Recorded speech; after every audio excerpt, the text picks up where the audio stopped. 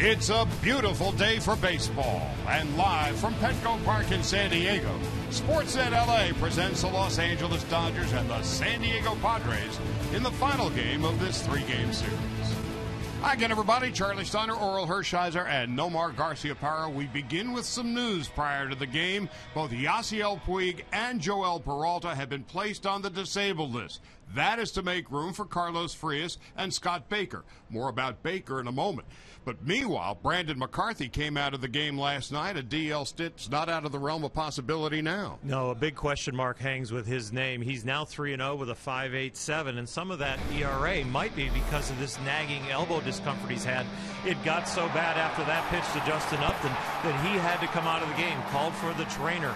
Well, that leads us now to a rotation that needs another pitcher, and that would be Scott Baker, our seventh starter. The fans might not know much about him, but he has had success. He was an open day starter for the Twins. He's won 15 games there. He's been in the top 10 in ERA in the American League. Responding and recovering from Tommy John surgery, he comes up here with a very hot hand, almost through a perfect game in Oklahoma City. 6 2/3 in his last outing. Alex Guerrero gets the start today, and what a start he has had. He's starting at third base. Uribe hit a home run yesterday, but they're certainly not losing anything offensively. We keep talking about the depth of this Dodger lineup, and Alex Guerrero is certainly a part of that depth. I mean, in 19 at-bats this year, he has 9 hits. That equates to a .476 batting average, and he has 6 extra base hits, 4 of them going for home runs, 2 of those home runs as a pinch hitter. So he's coming off the bench with a smile. He's going over at third base, a side that he seems to be more comfortable with. He's great on this team, and he's great in that clubhouse. 12 RBIs in 19 at-bats. Last night, the Dodgers played home run derby, hitting 4 out. They lead the National League with 25 home runs. Back with the lineups and first pitch from San Diego right after this.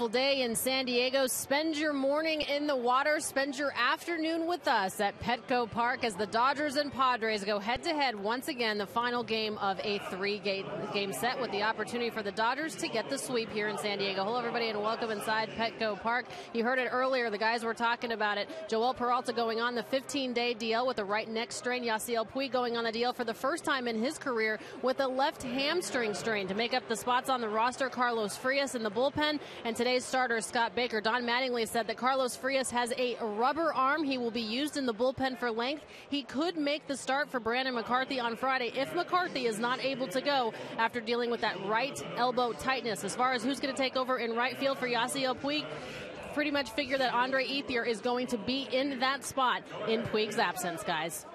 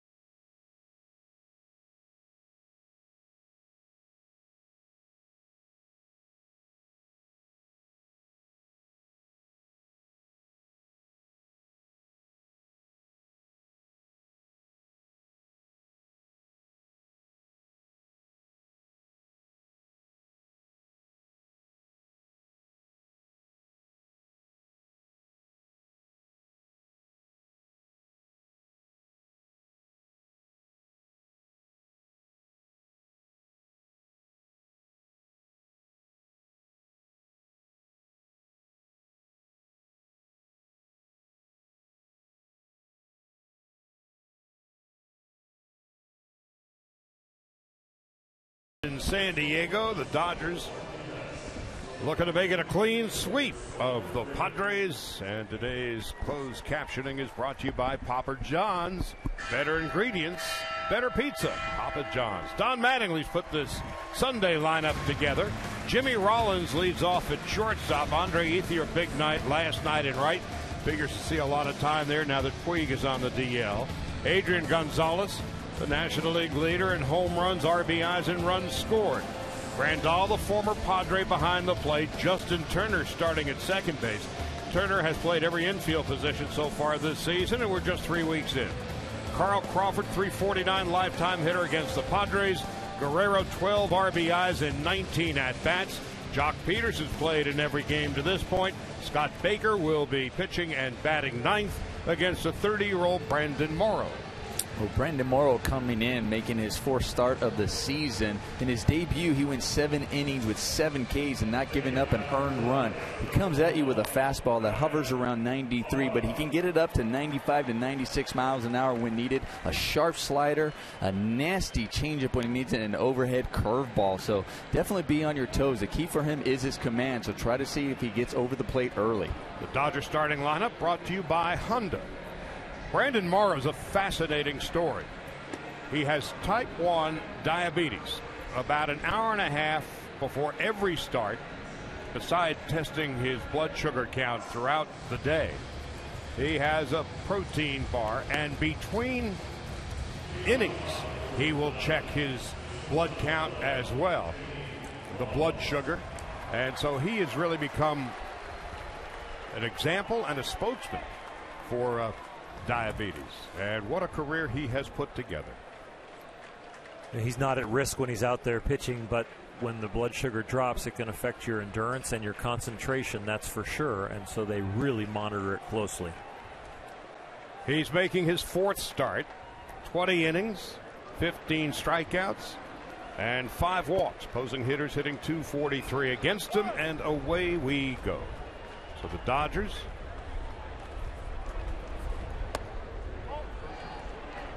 have already won this season series here in San Diego. The Padres hadn't lost a home series at home. Where else would they lose a home series? Since the All-Star break of last year. So the Dodgers have not swept a series here at Petco since May of 2010. Jimmy Rollins, 2 balls, no strikes. Ethier and Gonzalez to follow. There's a strike. Well, the Padres every Sunday wear the camouflage uniforms, and up in the upper deck down the right field line, the Marines are here. So we're safe, fellas. Rollins with a fly ball to left and slicing out of play as Upton runs out of room. There they are, a Sunday tradition. I think it's a great tradition. They do such a good job here in San Diego, showing the respect that they deserve, honoring them. So I had a great little presentation before the game started. Rollins checks his swing and works the count full. Ethier and Gonzalez to follow. Dodgers have taken 4 out of 5 from the Padres this year, 12-7 against San Diego a year ago. Rollins smacks a base hit into center field. Jimmy's been struggling lately, but that was a clean, hard shot to center.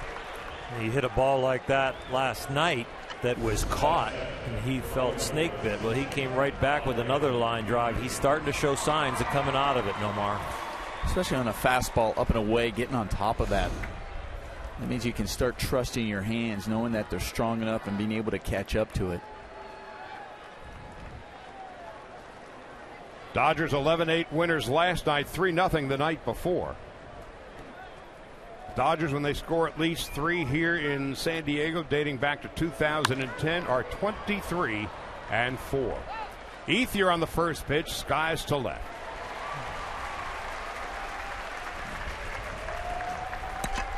One out, one on, and here's Adrian Gonzalez.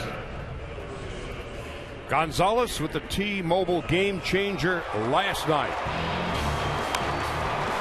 For Gonzalez, a 3-run home run. Adrian,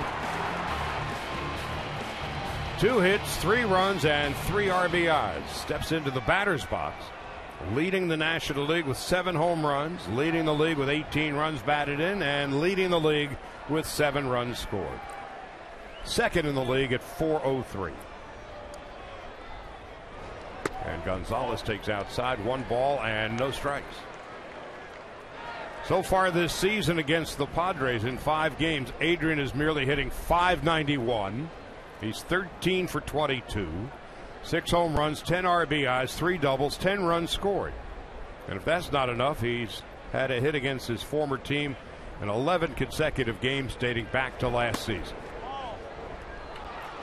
2 balls and no strikes. They've started him out with 2 fastballs away, and talking to multiple people in the Padres side of the field before the game, they've been wondering why they've even been trying to come inside on him. He's showing how much he can turn on the ball and use that right field porch. I think they're going to live away, just talking to a lot of people. 2-1. Adrian has finally convinced people that if you pitch me in, I'm going to be able to hit it out of here. I don't care what park I'm playing in. Shortstop Amarista practically directly behind second base. So not the pronounced shift that we saw the first 2 games.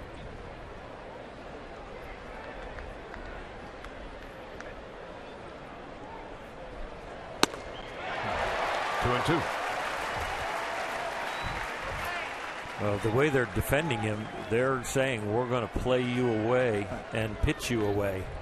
And I think that's why we don't see the pronounced shift. They've switched their strategy on how they're going to pitch him. And Adrian recognized that. He's such a smart hitter. And sometimes as a hitter, you battle within yourself. Say, well, do I just stay within myself and still look in case he makes a mistake? Or do I try to adjust knowing that they are going to pitch me away? Rollins held on by Alonso at first. And at times when you start adjusting to a pitcher knowing that they're going to go away, you have a tendency to expand your zone more than you would if you were looking on the inner half or looking at your strength. Grandal is on deck. Myers a couple of steps toward left center. Adrian's struggling with the batter's box. It looks too wet. He's trying to get down into some drier dirt. He just slipped on the last pitch. And knocking the dirt out of his cleats with his bat. Let's see if Rollins goes on 3-2. There he goes. Swung on and missed strike 3. Throw to second base, and he is out by a lot. No runs, 1 hit. Nobody left. So Scott Baker is about to make his Dodger debut. He'll be facing Myers, Solarte, and Kemp when we come back.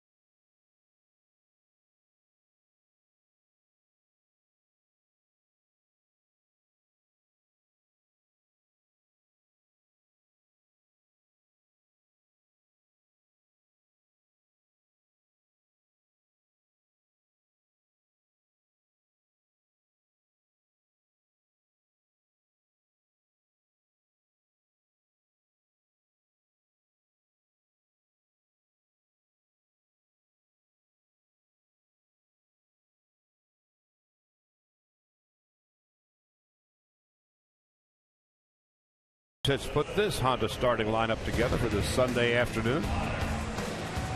Myers and Solarte. Kemp with 1 home run and 14 runs batted in. Upton a couple of home runs last night in left. Alonso a terrific game last night, hitting .371. Norris .533 with runners in scoring position. Jerko's been struggling. Amarista at short. Brandon Morrow pitching and batting 9th. And you're looking at the fabulous Baker boy. Scott Baker making his first start with the Dodgers. 33-year-old, his 4th big league organization, but his 6th organization all over. Spent some time with Seattle and spent some time in the minors with the Yankees. Released from the Yankees this year. Dodgers picked him up. And his first pitch, a strike. He was 1 strike away from throwing a perfect game down with Oklahoma City. in a 7-inning game, which was part of a doubleheader. With 6 2/3, Addison Russell broke up the perfect game, and a couple hours later, Addison Russell was called up to the bigs. Presumably a coincidence. Scott had Tommy John surgery back in 2012, was out that year, and then most of 2013, and has worked his way back. Played with Texas last year. And his velocity is back too. After the surgery, 88, 89. Now he's back up closer to 91. Breaking ball. Fly ball. Peterson in front of Ethier. Defensively for the Dodgers, it'll be Peterson surrounded by Crawford and Ethier in the outfield. Guerrero at third base, Rollins at short. Justin Turner at second base. Howie Kendrick, his first day off. Adrian Gonzalez at first, Yasmani Grandal behind the plate, and Scott Baker is pitching.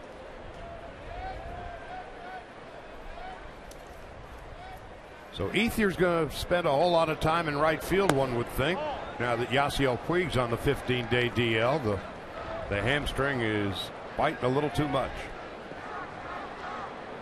Well, Ethier, a big night last night. 3 hits, 3 runs batted in, and a couple of runs scored. As Solarte takes a big rip and fouls it back, it's 1-1. Baker's fastball at 89.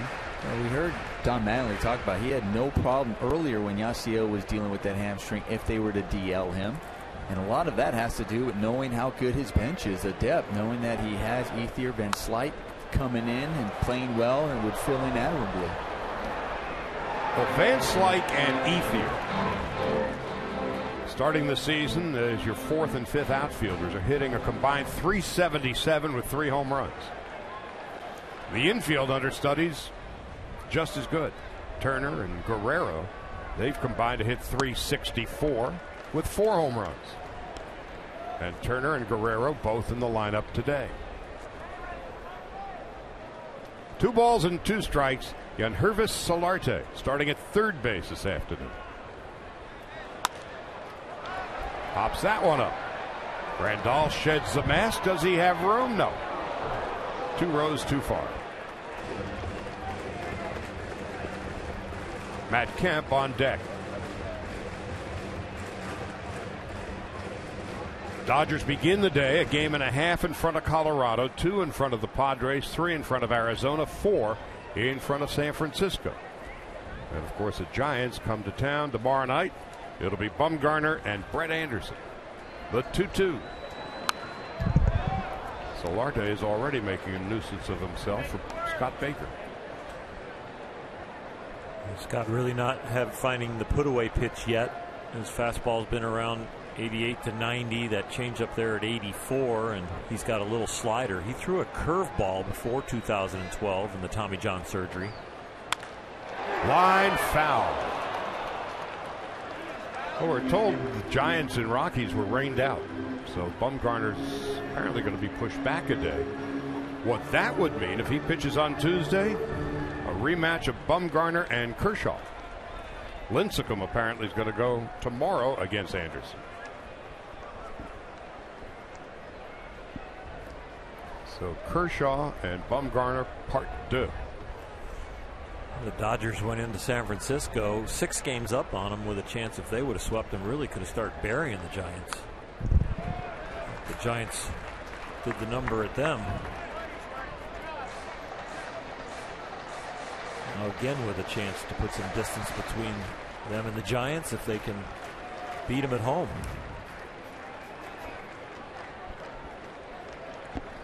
Kershaw 2 runs and 3 hits in 6 innings against the Giants. Bumgarner 2 runs and 6 hits against the Dodgers.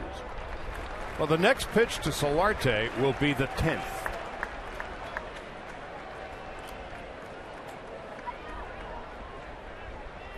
Solarte, switch hitter. And works out the walk. Big league at bat. Scott Baker rarely walks people. That was his forte before the surgery and is aiming to be that. Scott always had an outstanding strikeout to walk ratio. Matt Kemp steps in. Kemp at 351. 1 home run and 14 runs batted in. The 351 average, 9th in the National League.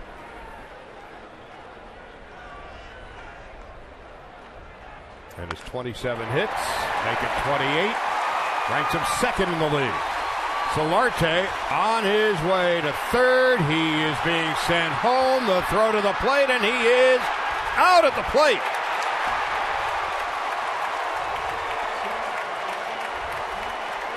Kemp safe at 2nd. Solarte is down. And Bud Black immediately coming out to have a look along with the Padre trainer. The same dirt that was breaking away from Adrian Gonzalez when he was fiddling with the left-hand batter's box is the moisture in the home plate area right now is just making the guy stick and slip.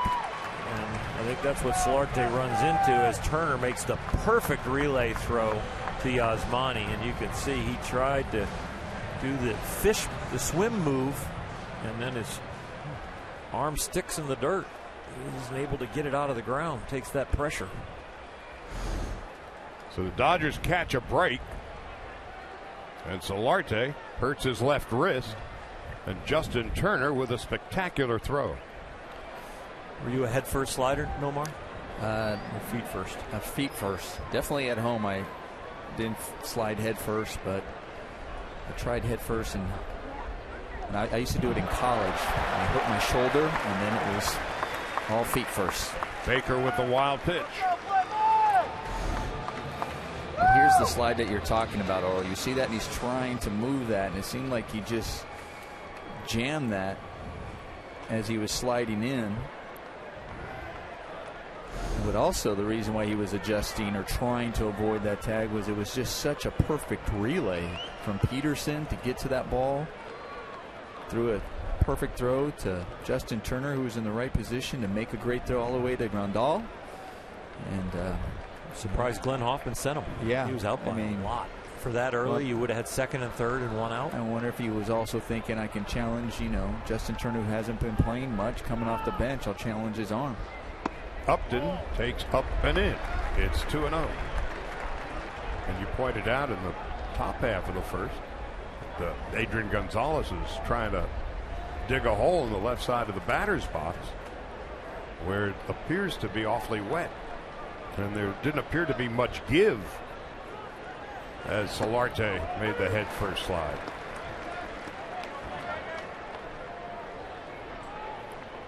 Last night, Marty Foster and Matt Kemp had a difference of opinion, and as usual, the umpire won and Kemp was thrown out. They're chatting again today, a little more friendly than it was last night. I thought the law and the law won. The Bobby Fuller 4. And a medley of their hit. That was their greatest hit album. Everything. It was all. That was it. One hit wonder. Indeed. 2 balls, 2 strikes, and 2 outs with Yonder Alonso on deck, and Baker trying to get out of the first inning unscathed. Grandal can't reach it. Scott's going to have to get that breaking ball or change up down. I couldn't even read what it was, but it did look very hittable just sitting up there. And I bet you Upton right now is upset with himself because he knew it. He knew he just got underneath it. He got one of those pitches yesterday and hit it over the wall. I mean, right there. Oh, it looks like a hanging changeup. Yep. There was certainly no bite to the pitch. Upton, 5 home runs, 13 runs batted in. 2-2 with 2 out. Well, the early returns on Baker in his first inning as a Dodger, having trouble putting away the hitters. Solarte, a 10-pitch at bat, he'd work out a walk. Kemp with the double. And Upton keeps popping them off. This is the 7th pitch of this at bat. Got Myers quickly. But then Solarte and Kemp And now Upton, who's done. Scott Baker can finally exhale. Gets out of the jam. No runs, 1 hit, 1 left. We'll go to the second. No score from San Diego.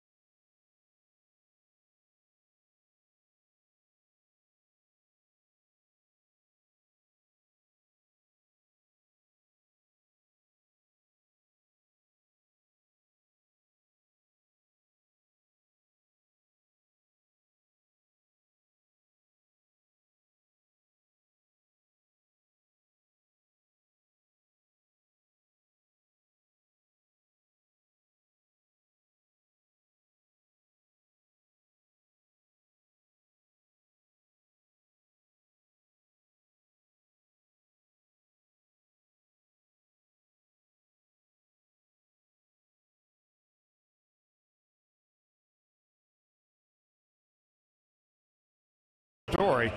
Lana Rizzo has a whole lot more about him. Well, Charlie, just to expand on what you were saying earlier about Padres starter Brandon Morrow, he was diagnosed with type 1 diabetes at the age of 18, and every single day he wears a port to basically check the glucose levels in his blood sugar. Now, on days that he pitches, he's not able to wear the port, so you'll see him go into the dugout after the first or second inning and constantly prick his finger to see where his blood sugar levels are at. Now, naturally, baseball players and starting pitchers in general are very routine-oriented, and that's exactly how his day goes when he pitches. Basically, an hour and a half before the game, he has the energy bar that you talked about, and then he's able to check his level. Then he does the crossword puzzle, goes through his pre-game bullpen session, checking the blood sugar before and after the pen. Now, about once in every 5th start, he senses where that blood sugar is dropping in his bullpen session, but just so much, you guys, to regulate. And obviously, Oro could talk about just the routine of a starting pitcher, but imagine having type 1 diabetes on top of it. And Nomar, the Dodgers, and you had a teammate, Jason Johnson. Yep, and he did wear that port, and which continually injected insulin. Right. And he was a terrific guy. Had some good years in Baltimore. Great teammate. Justin Turner with 1 out. Takes a strike, and it's 0-1. And to expand Oral on the routine of a starting pitcher, in the case of Brandon Morrow, that goes above and beyond what the average pitcher goes through. 1-1 to Turner. Yeah, you know, at the end of my career in Cleveland, Fernando Montes was our trainer, and he was doing a lot of studies on this blood sugar level stuff, and he used to take my blood about every 3rd inning just to see if he could help improve us at all. And it's nothing close to what you deal with diabetes, but they were looking for just the edge in athletic performance. And then if it was down, he'd come by with a little packet of stuff and just tell you to, like a little extra sugar or something.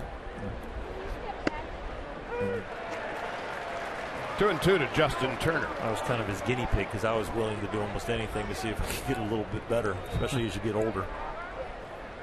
Morrow came up with the Mariners in 2007. He's been a .500 pitcher over the course of his career, beginning the year at 42 and 43. And this is his first year in the National League. Into center field, and Myers is there. As Carl Crawford steps to the plate, he loves coming to San Diego. As we take a look at the Coors Light cold hard facts. Against the Padres, nobody's hit any better against San Diego. Adrian Gonzalez is close behind. He's 52 for 149 in his career. Carl Crawford against the Padres. Crawford a double in 4 at-bats last night. Homered and doubled on Friday night. 2 out, nobody on, top of the second. Carl's home run on Friday is first of the year. And a fly ball to center field. Myers is camped underneath it. And Morrow retires the Dodgers in order. We'll go to the bottom of the second. Baker will face Alonso, Norris, and Jerko. Scoreless from Petco.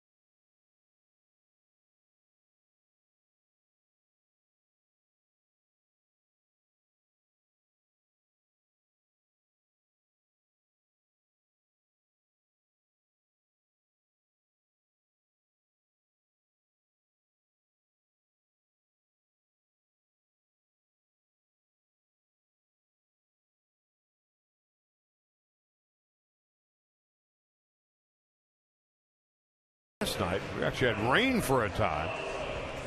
But today, 66, partly cloudy skies. Just another day in paradise. Yonder Alonso leads off for the Padres in the bottom of the second against 30-year-old Timothy Scott Baker. His Dodger debut. Swinging a foul off to the left, and it's 0-1. Alonso, Norris, and Jerko will bat. Alonso is 4th in the National League at .371 and a .459 on base percentage. Comebacker, and Baker has an easy play, and the underhanded toss to Gonzalez. Scott Baker, 6'4", 215. Born, raised, and still lives in Shreveport, Louisiana. He was drafted by the Pirates in the 36th round in 2000. Said thanks but no thanks. Went to Oklahoma State. It paid off for him as he would be a second-round pick of the Minnesota Twins 3 years later. Derek Norris steps in. Norris off to a good start. 309, 9 runs batted in, 8 doubles. As Baker delivers outside, 1 ball and no strikes.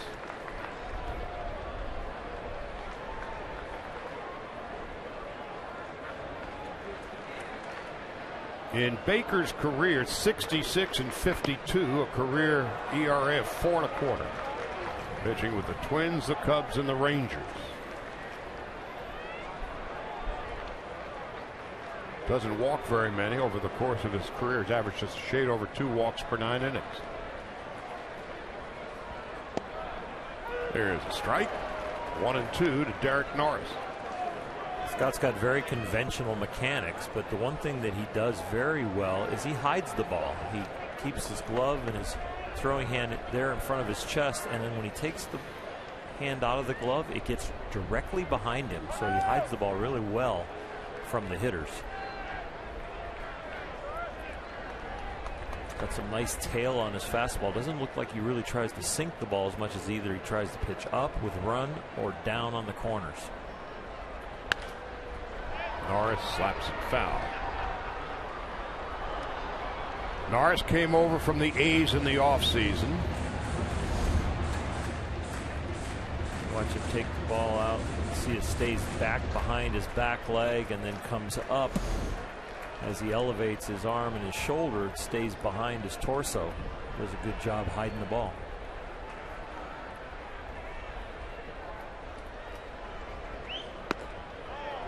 Just high.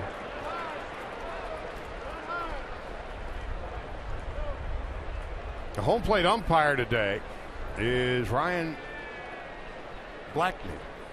He's been in the big leagues for a week. Vacation reliever. He's 30 and lives in Arizona, so it's a big day for him. And a fly ball to left field, and Carl Crawford is there.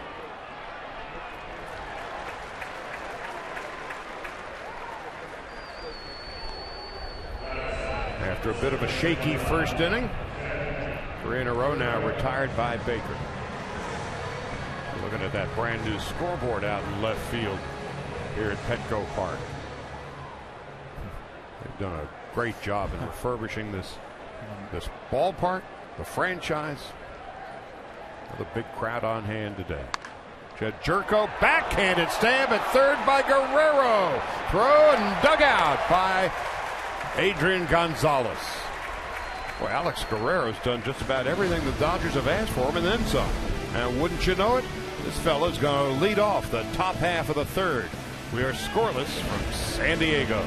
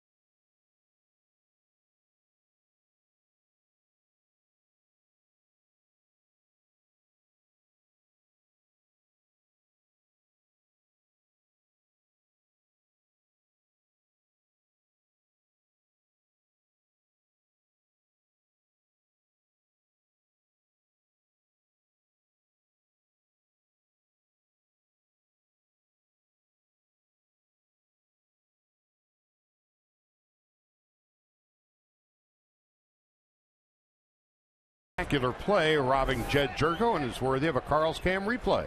I mean, Alex Guerrero, when he came up most of his career as a shortstop, but now he's asked to move over to third, and the difference is you just react over there at third base. You get those rockets, but then he did a good job knowing, okay, since I have it early as compared to being at short, I have time to get my feet underneath me to try to make a good throw over there. The other thing they've been noticing why he seems to be more comfortable on that side is just the bat coming off the ball, the angle in which it comes off of. He's used to it at short. It's a lot easier over there to third than it is to go over maybe to second base, where he struggled. Well, with the bat in his hand so far this season, no struggle at all. 9 for 19. 6 of his 9 hits extra bases, 4 home runs, 2 doubles, 19 at bats, 12 runs batted in. And there's a strike. 1 ball, 1 strike. And so there's obviously a big difference adapting to third base for Guerrero, certainly than it was for him struggling at second base last year. Peterson on deck and Baker to follow. And Guerrero swings and misses 1 and 2. And the other thing, too, not only once you field the ground ball and seeing it, and then it's the throw across to first base. It's so different. The angle, the way your body's pointed from second to first as compared to, it's even different from short to third, but it's similar from short to third. Guerrero bloops one into short left field, and it's off the glove of Amarista. Did everything he could, and it popped out. Base hit. I remember last night they moved Amarista out to center field, and he had one deflect off his glove out there. This one right here, it's a tough play, Nomar. A very difficult play. Also during the day, you're kind of fighting the high sky as well, and you're just going back trying to get it. And as an infielder, you get so frustrated as any player because it hits into your glove and then pops out, as compared to maybe being off the tip yesterday in that center field. It just kind of tipped his glove. This one, you know, it kind of went in and fell out. I mean, what a great effort there on the one from last night.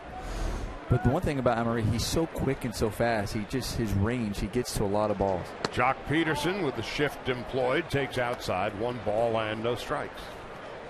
The great thing about those great fielders having them behind you is that they'll tell you they should have had both of those balls. Even though they didn't get to them, they'll come in the dugout after and go, you know what, my fault, my bad. Yeah. And you're like, hey man, those are tough plays. Yeah, if he makes the play, it's a great play.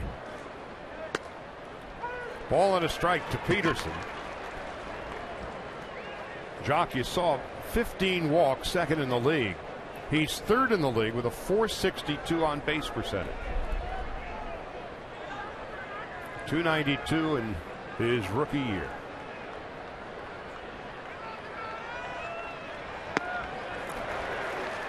One and two.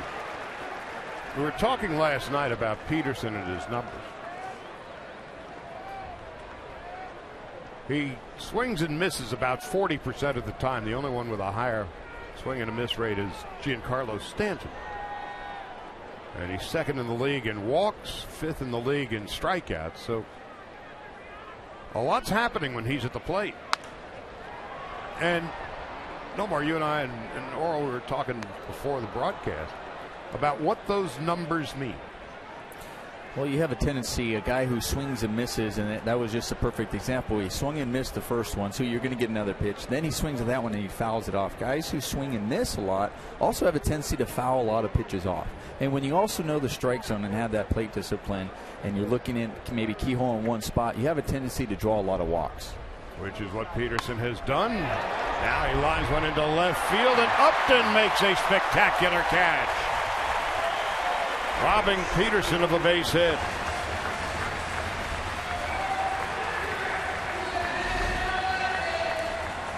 Good read out there by Upton. I mean, that ball was slicing away from him because you have the left-handed hitter Peterson over there, and he stays with it and makes a good catch for Brandon Morrow. Now Scott Baker steps into the batter's box, and we have no idea what kind of a hitter he is. We're about to find out. Well, he spent some time with the Cubs, so he's been to the plate. 0-1. Cubs, Twins, last year with the Rangers. Was in the Yankee organization earlier this year. Signed a minor league contract with them. They released him out of spring training and then caught on with the Dodgers and has done well in the minors to get this opportunity. 0-2.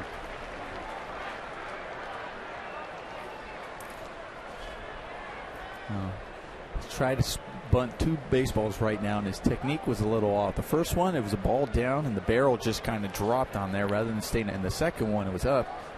Got to get the barrel above the ball so he can bunt it down. Well, we just found out he's a career 103 hitter.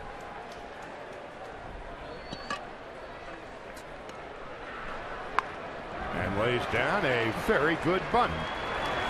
See, that was what it is. The first one down, okay, I dropped the barrel. Second one, I didn't get on top. Now I had 2 to say, okay, now just right in between there, then I'll get it down, and that was perfect. Barrel up. Yep. Fortunately, the pitch was high enough that he didn't keep dropping the barrel. You're supposed to actually lower the barrel of the bat with your knees and your legs to take it down for the lower pitches, not to drop the barrel to get it down there. Now with 2 out, Rollins single to center in his first at bat. Guerrero at second. First Dodger runner in scoring position this afternoon.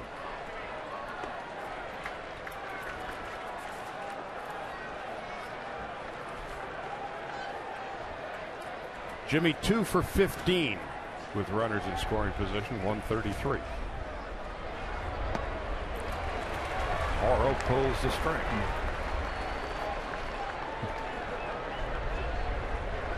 The part of the shift that I don't understand when they put a fielder up the middle is when the fielder up the middle is on the pitcher's glove side. I'd rather have the fielder on the pitcher's non-glove side. So as they're playing Amarista up the middle, they're just right. You're basically saying your pitcher can't catch the right, ball. Can't catch anything. So with a right-handed pitcher, they got Amarista on that side. They're saying, okay, maybe you move him even farther, get him off of the edge of the dirt on the pitcher's mound.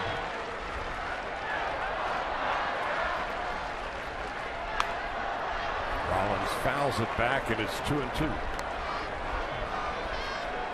Here's an enormous amount of space between Solarte at third. Amarista on the first base side of second. And a lot of space, as you see, in left center between Upton and Myers.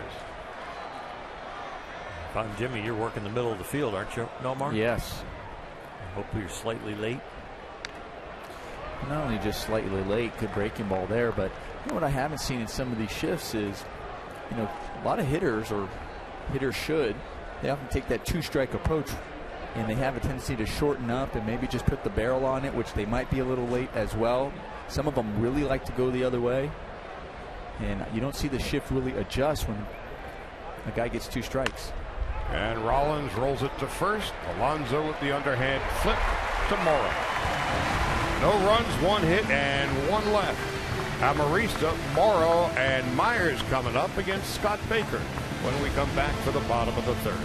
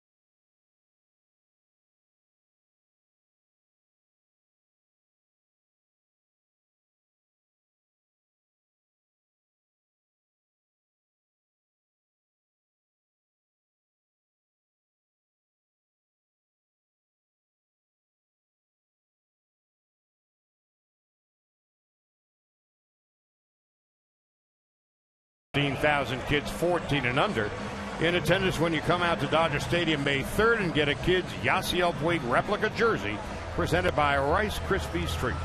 For more information, go to Dodgers.com/promotions. So Scott Baker will be facing Alexi Amarista as we begin the home half of the third. These two teams combined for 19 runs and 21 hits last night. We're scoreless in the bottom of the third as Baker misses outside. 1 ball and no strikes. Amarista's 9 out of 41. 1 double, 1 triple, and 7 singles. And there's a strike. So Baker, the latest 5th starter for the Dodgers. And a ball inside. 2 balls and 1 strike. But Hyun-Jin Ryu today threw 20 pitches off the mound, all fastballs out in the bullpen. And so he is getting closer What precisely that means, we're not sure. They haven't circled a day. But they feel a little bit better about Ryu today than they did yesterday. Anytime you're moving from flat ground to throw off the hill, that they're gaining an awful lot of confidence in your health, and now it's about building the arm strength and getting you used to throwing down the hill. Mattingly and Honeycutt reported to work early today to watch Ryu throw. Why is that such a big difference throwing on flat ground compared to the mound? Well, on the mound, your body is moving away from your arm, so there's a little bit more strain on your arm. And the second thing that happens is that you have to hold on to the ball longer, because when you're throwing on flat ground, you're usually throwing the ball to somebody chest high. And so to throw down where the catcher is, down by the knees of the hitter, you've got to hold on to the ball longer, which then you have less time to stop your arm, which puts more strain on the back of your shoulder. Baker is the fifth starter that the Dodgers have used already this season. Mike Bolsinger, David Huff, the others. And neither have been around for very long. 3-2 to Amarista. Dodgers have made 7 roster moves already and more to come. Amarista grounds it foul past Jose Valentin. Dodgers have brought up at one point or another Adam Libator, Mike Bolsinger, Baker. Carlos Frias is back. Chris Heisey was up for a day. David Huff was up for a day. Sergio Santos has been up for the past 2 days. Amarista fouls this one off.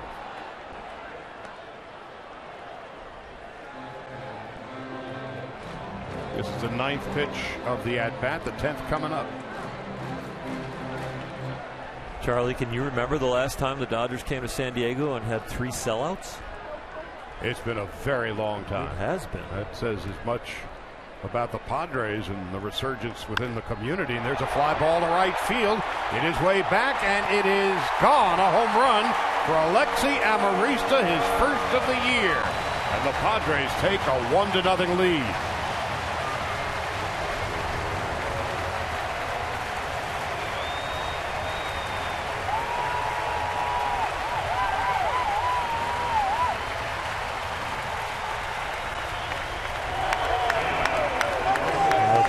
Has a reputation of throwing a lot of strikes, not liking to walk people, and that one he was trying to come in, but the ball leaked back over the plate. He's got some nice tail on his fastball, but it's not real good tail if you're coming in and it tails back over the middle.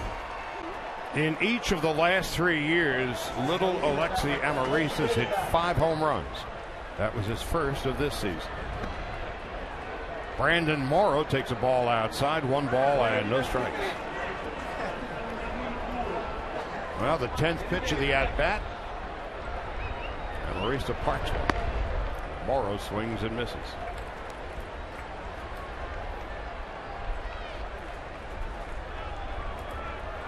Morrow on the year 0 for 5, 4 strikeouts.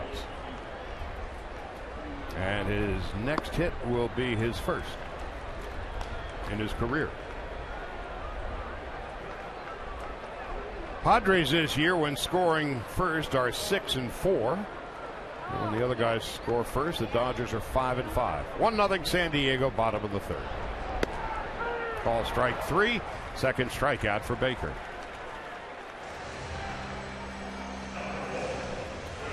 Alex Guerrero made a spectacular play earlier in the game, and he's getting some help in the Dodger dugout. Alana? Well, Charlie, of course, came up as a natural shortstop. Didn't necessarily have the success that they wanted him to have at second base, but Don Mattingly really likes the way Alex Guerrero looks at third base and really on the left side of the field in general, but that doesn't mean he's not looking for help and improvement. If you take a look at Tim Wallach in the Dodgers dugout, he is basically looking at Alex Guerrero, every single San Diego batter, and telling him exactly where he should be positioned. So there's basically constant communication from the Dodgers bench coach and the third baseman Alex Guerrero, who still is learning that position, guys. They've got the shift on for Will Myers, and on 0-1, a fly ball into short right, in and over is Ethier. 2 gone. And I'll tell you what, that is normal especially when you're moving over to a new position. I remember myself going from short to third base. I found myself looking into the dugout a lot more, looking at the coaches as far as placement. One also let me know as far as bunting coming in and going back and where to play, off the line in the pool, because it is a different angle as compared to being at short where you're constantly there. You also know you can see the batter and see his swing, and you can make adjustments on your own. Solarte jammed his wrist on a head-first slide at the plate in the first inning. None the worse for wear. He won a 10-pitch battle with Baker, would walk, and then going from first to the plate on a double by Kemp. A perfect relay throw from Justin Turner starting at second base. Grandal would slap the tag on Solarte, and that would be Solarte's first adventurous at bat. This one, he pops to the left, foul territory. There's Guerrero, and that ends the inning. But Alexi Amarista with his first home run of the year, he won a 10-pitch at bat from Scott Baker. We go to the fourth with Ethier, Gonzalez, and Grandal coming up.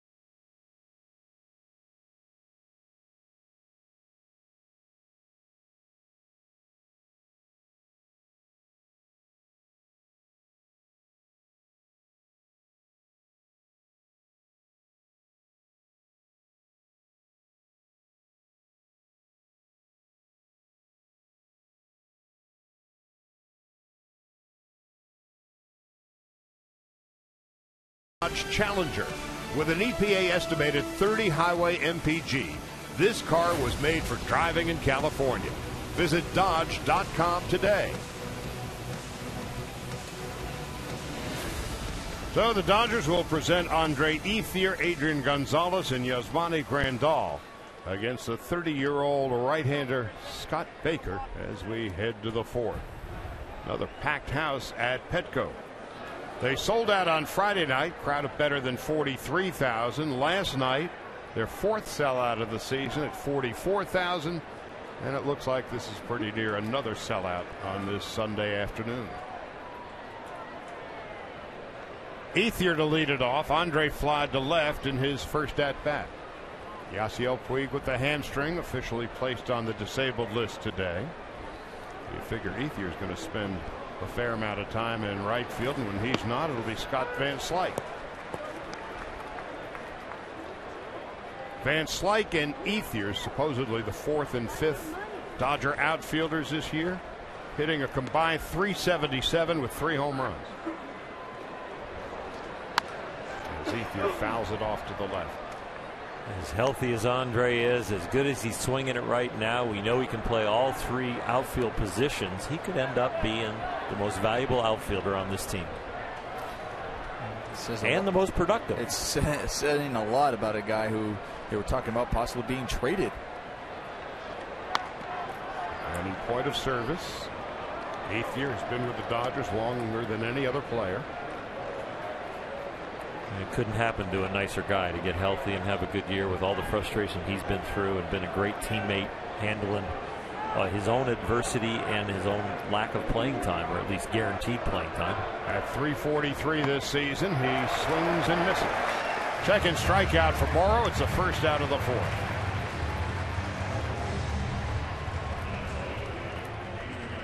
Now here's Adrian Gonzalez. Respectful boos.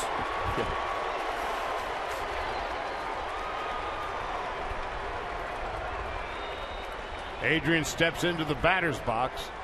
He's dipped below 400, I think, for the first time this year. Slumping to 397. High and away, one ball and no strikes. Gonzalez, 3 runs scored, a home run and a double last night, 3 RBIs. The National League leader in home runs, RBIs, and runs scored. Second with 9 doubles. Fifth with a .459 on base percentage. And they put the big shift on for him. Only Solarte on the left side of the infield. And Jerko about 10 steps on the outfield grass on the right side. There's a strike. And this shift this time is a lot more drastic.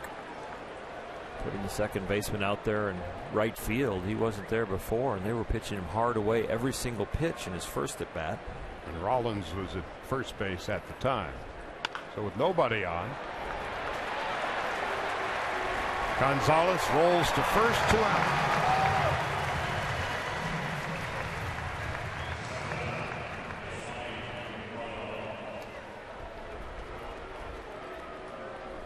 Grandal bounced back to the pitcher in his first at-bat.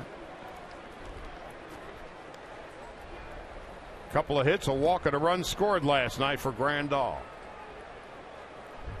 Home run, 2 RBIs, and a couple of doubles.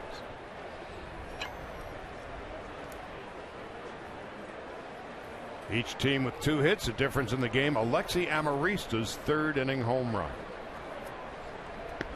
Grandal takes high and away. 1 ball and no strikes.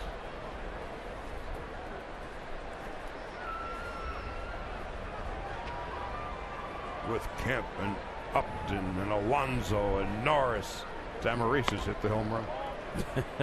2-0.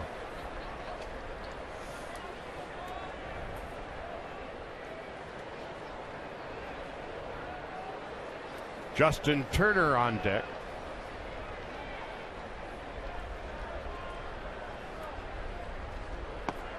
Three balls and no strikes. These days, the Padres, at least for this batter, are playing a conventional defense. Myers a couple of steps toward left center, but no shift. And a 4-pitch walk to Grandal. First walk given up by Morrow. Justin Turner coming up.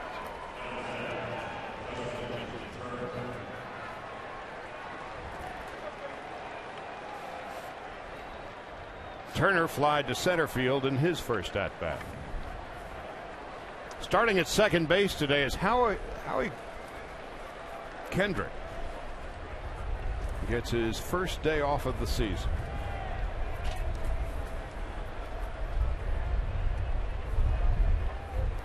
One nothing San Diego. Turner fouls it back.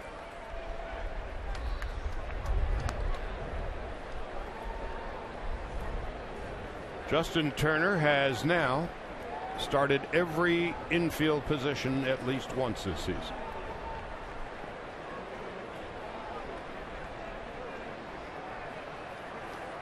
And Kendrick, the first Dodger infielder to get a day off.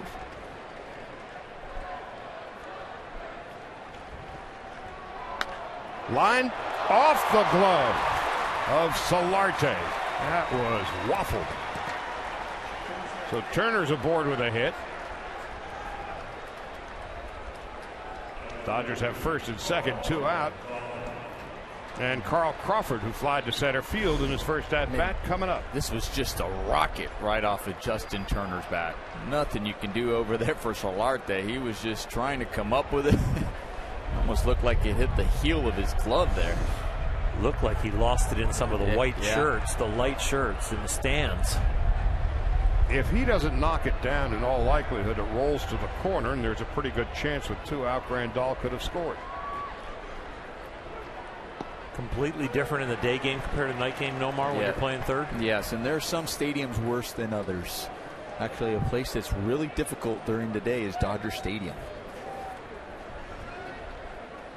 We've got the golden seats at the lower level, and the shirt sleeves makes it tough.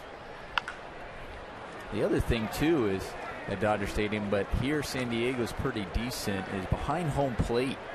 You can see they have kind of that wall there, and at Dodger Stadium they really don't. You see more of the fans. They have that fence. It's smaller, so you don't see the ball at times coming off the bat because it goes right into the fans' shirts. Crawford, a .349 career hitter against the Padres, but the count is 0-2. 1 ball, 2 strikes. Because the screening goes all the way down to the bottom at Dodger Stadium. That's correct. Where here you can see how it goes around, wraps around. Here at Petco, you'll have that wall. You'll see it when they show. You see behind Carl right there, the wall behind the catcher. Crawford in the right center field. That's Will Myers. And that's that for the Dodgers in the 4th. No runs, 1 hit, 1 walk, 2 left after 3.5. 1-0 San Diego.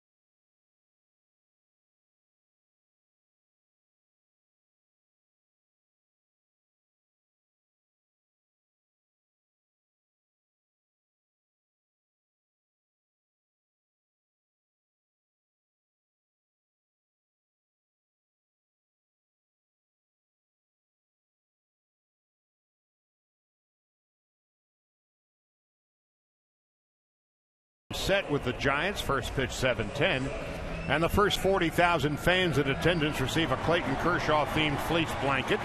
Compliments of security benefit.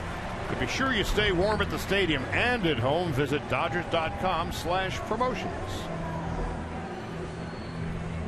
So Scott Baker threw 3, has thrown 49 pitches, 20 of the 49 to 2 batters.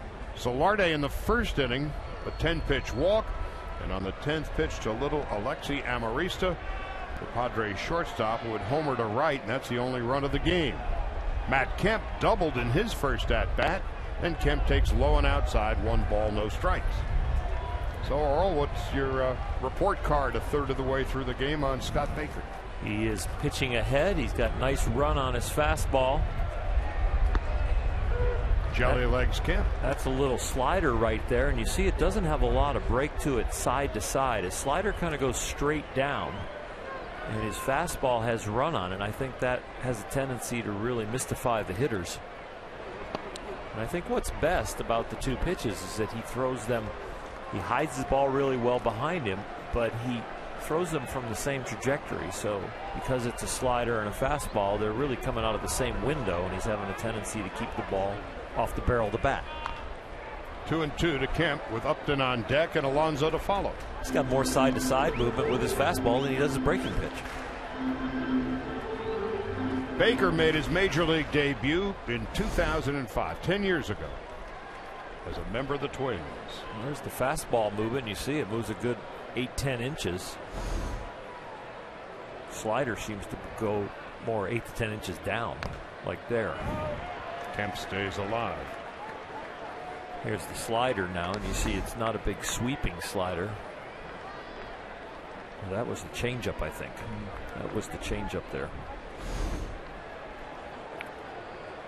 2-2 to Kemp. Hammered his 6th double of the season in his first at bat. 3-2.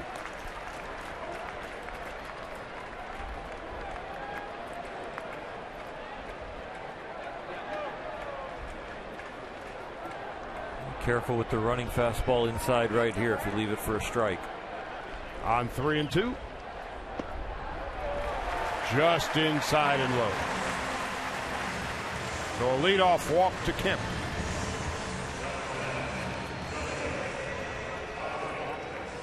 Second walk given up by Baker. Upton a strikeout victim in his first at bat. Well, these 3 hitters this inning for Scott Baker is a huge challenge because they've already seen him and they know he doesn't have a devastating breaking pitch, so they're pretty much down to what speed is it going to be and what half of the plate's it going to be on. Upton 2 for 3 last night, 2 home runs and 5 runs batted in. And as a hitter, you see a pitcher that you're not familiar with, and you go through that first at bat and you see his pitches, you know okay, how sharp that break is going to be from a changeup to his breaking ball, how much run on that fastball. So now I can start setting my sights and look for those pitches where they're supposed to start because I know where they'll end up. 1 ball, 1 strike to Upton. Anything on the inner half really that starts on the inner half really going to end up a ball because of the run he has on fastball. Right, when you recognize that it's a fastball, you're looking at it like, okay, I can take that. And he's not going to throw many sliders inside to a righty, and he's not going to throw many changeups inside to a righty. So you can set your sights, if I'm a right-hander, maybe on the outer half looking for that run into the middle of the plate. As Baker pulls the string, 81-mile-an-hour slider. That's the pitch he needs, Charlie, right here to make it break away. And see how it does not sweep much. It just kind of spins and then goes straight down. Kemp at first base is 3 for 3 in stolen base tries this year. And Upton down on strikes for the 2nd time today. 3rd strikeout for Baker. Take a look at this strikeout. They don't run anything in on him. They try and keep the ball away. And it's really a backup slider. Didn't move an awful lot at all. And very fortunate that Upton didn't stay on it. He swung underneath it. That's what, hey, you probably, when you see the spin as a hitter, probably anticipating it to break a little bit more than what it did. That's why it backs up and you sling right underneath it. You go back to the dugout, shaking your head. Yonder Alonso bounced back to the pitcher in his first at-bat. Kemp has stolen the base easily. Yasmani Grandal had no chance to throw him out. He had a great jump. Yeah, Matt Kemp, the reason he was waiting, you're like, okay, I have Upton up at the plate, the batter before. During the entire at-bat, he was trying to read Baker. He's trying to see his move, trying to see when he's going to get a good jump. He doesn't steal with Upton because he can hit it out of the ballpark. No need to do that. And now, new hit batter. Okay, first pitch, go. Now it can set the, it's the first pitch. Yeah, it was his first pitch, go. And then now he sets up Yonder to go, okay, now I'm in scoring position for you. Kemp stole a base last night. He's got one this afternoon. Ground ball, first base side, underhanded flip. Gonzalez to Baker. Kemp goes to 3rd, 2 out.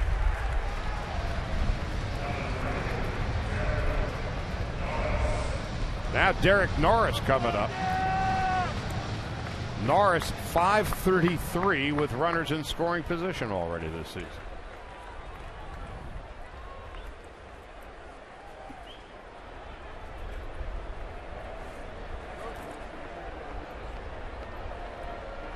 He's 8 for 15. Guerrero got 6 feet off the line at 3rd. Norris fouls it off to the right. Scott Baker's done a nice job. I mean, to only give up 1 run, he gets him in the dugout right here. 1 run through 4 innings. Think about what he just gets a Dodger uniform on. He didn't put it on until today. Got to the ballpark yesterday. Getting to know everybody in the whole clubhouse. I wonder if he even had met his catcher, Yasmani Grandal, before yesterday. Into left field for a base hit. So Derek Norris will go to second base as it splits the seam in left center. In to score is Kemp, and the Padres take a 2-0 lead.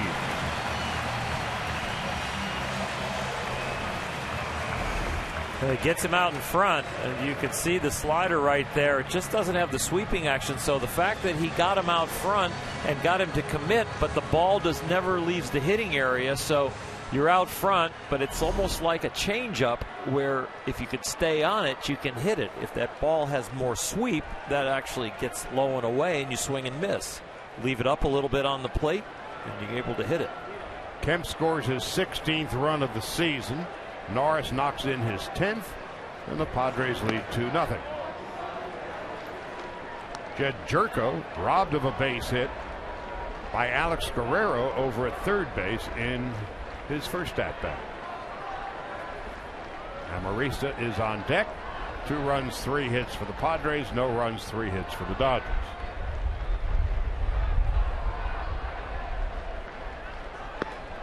Baker delivers a strike, and it's 1-1.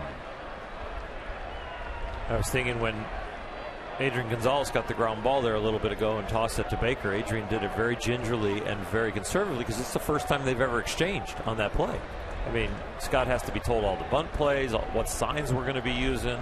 The Dodgers didn't come out and take infield, and Baker was putting his uniform on doing all his pregame routine, so he wasn't going to be out here with Adrian working on covering first base. So Adrian, and watching Gonzalez, it's often that backhanded flip as opposed to the soft underhanded toss this time to Baker. Yeah, once he gets to know his pitchers, he can really do some things over there. Wide of third, Alex Guerrero picks it up and throws out Jerko. 2 nice plays at third base this afternoon, turned in by Guerrero, who will lead off in the top half of the 5th. It is 2-0 San Diego.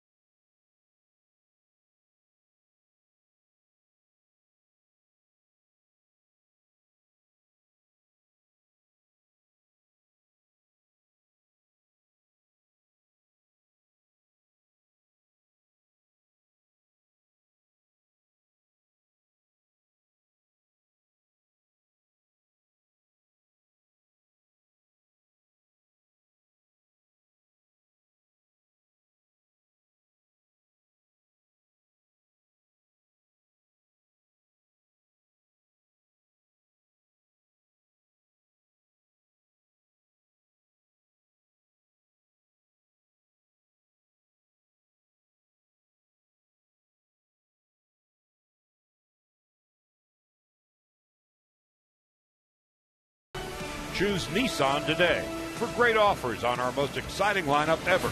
Shop at ChooseNissan.com. And by DraftKings. Play daily fantasy baseball for free on DraftKings.com. Use promo code BLUECREW for free entry. As we head to the top half of the 5th inning, a Sunday tradition at Petco Park, the Marine Corps is here in attendance, and the Padres have their camouflage uniforms on, and the 500 hitting Alex Guerrero takes the ball upstairs and outside. 1 ball and no strikes. Guerrero with a single into short left off the glove of Alexi Amarista in the 3rd. He's now 10 for 20. 2-0 San Diego. Fouled off to the right, and it's 1-1.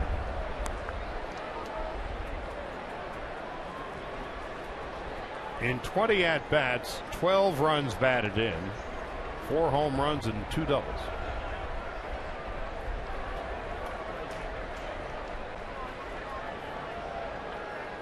Dodgers down 2. There's a shot to left. Alex Guerrero has hit one out.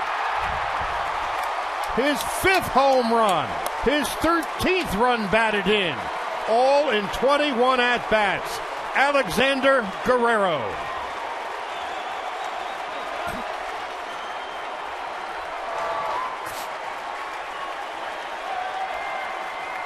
Nomar's and my jaws are dropping up here with big smiles. That's awesome. It is. He's the natural. Yes. He looks so balanced and comfortable in the plate. Right now, that pitch over the heart of the plate and squaring it up. I mean, right there, not a whole lot of movement, just a toe tap, and then his timing right now is impeccable. And I'll tell you, I mean, that's what your job is. You're coming up, you're doing a great job for your team, but you're also now you're putting some pressure on, going, listen, I want to get out there possibly for a starting job. That nothing wrong with competition within your team if that's the case, but no matter what, just swinging it. So Guerrero now, 5 home runs, 13 runs batted in 21 at-bats. Let's put that into some kind of perspective as Peterson swings and misses. Adrian Gonzalez leads the league with 7 home runs in 69 at-bats.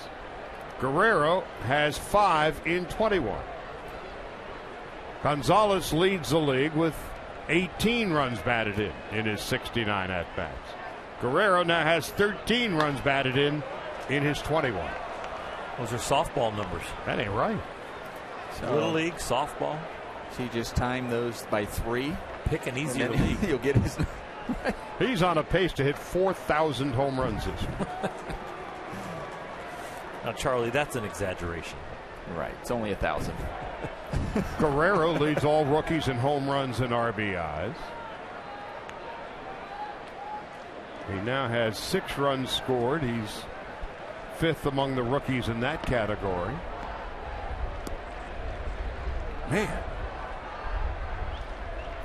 Peterson lined to left in his first at-bat, and on 1 and 2 he takes high and away 2 balls and 2 strikes.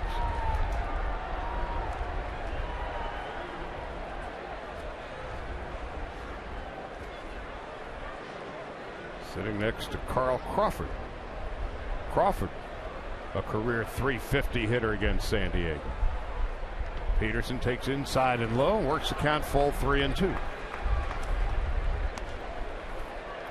Again, Peterson sees a lot of pitches, walks a lot, strikes out a fair amount, but still has an on-base percentage of .462. He has really learned when they're trying to throw him strikes or they're coming after him, and that's a big deal in the 8-hole.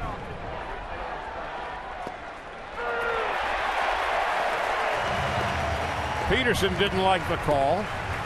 The rookie center fielder is barking at the rookie home plate umpire. With the strike zone there, I think this ball catches the corner. There have been some wide strikes in this series from this crew of umpires, but that one was right there. Brian Blackney calling balls and strikes. He's been a big league umpire for about a week. Spent the last few years in the PCL. Made his major league debut, in fact, 5 days ago. He'll turn 30 next month.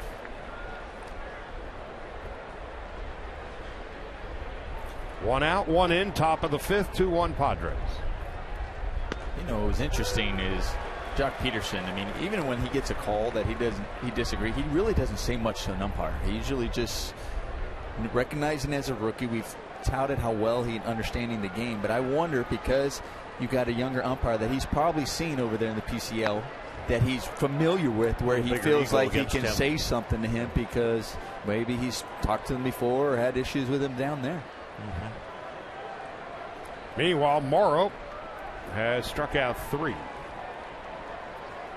A run and 4 hits for the Dodgers. 2 runs and 3 hits for San Diego.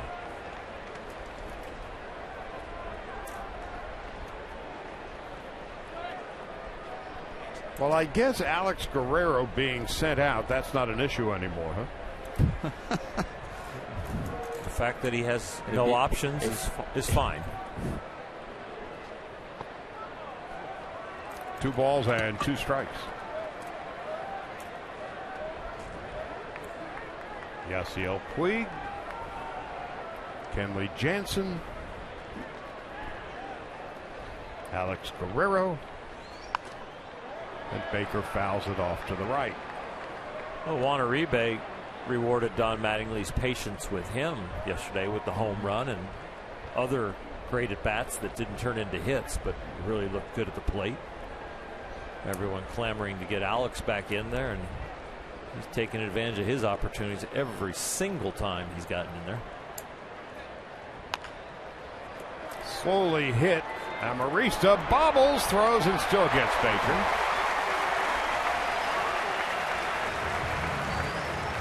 Well, in the case of Guerrero, not only was he getting a fair amount of work at third base in spring training, he was also playing a lot of left field. And so he could conceivably be in the outfield mix with the guy who currently plays left field, Carl Crawford. Well, Marlins 1 for 2. Everybody's saying, when's he going to play more? When's he going to start starting more? It's like, well, he's getting a significant amount of playing time for the role that he started in, and that playing time is increasing. He just has not been labeled a bona fide starter yet, and I don't think you all of a sudden just want to move Juan Uribe over there on the bench. And after the way Juan swung yesterday, it's just not that easy because he looks like he's showing signs of coming out of it as well. As quick as you can be as hot as quick as you can be cold, and then all of a sudden you've got a revolving door and nobody knows anybody's role. And it's a long season. Those issues tend to take care of themselves. The 0-2. Rollins takes a call, strike 3, and that will end the inning. Jimmy continuing to struggle at the plate. Morrow has struck out 4, and Alex Guerrero cracks his 5th home run of the year. The Dodgers are on the board at the halfway mark.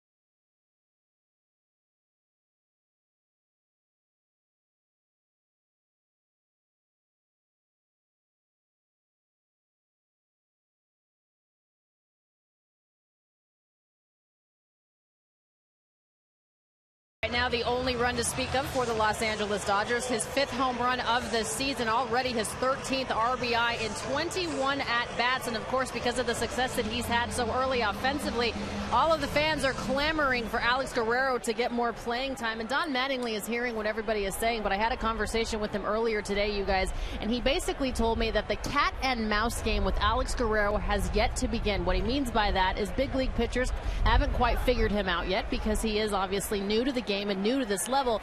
He said it'll be interesting to see how he reacts when the pitchers have more of a book on him. Alexi Amarista with a home run in his first at-bat and a 10-pitch at-bat against Scott Baker. Takes a strike as we begin the bottom of the 5th. That old wonderful baseball cliche about game of adjustments. I guess what Mattingly is suggesting to Alana is they haven't had a chance yet to adjust to Guerrero and vice versa.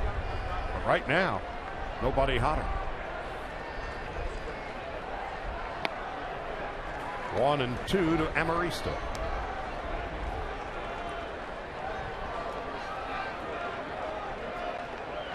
But in the meantime, Guerrero doesn't want to know anything about adjustments. Just give me the bat.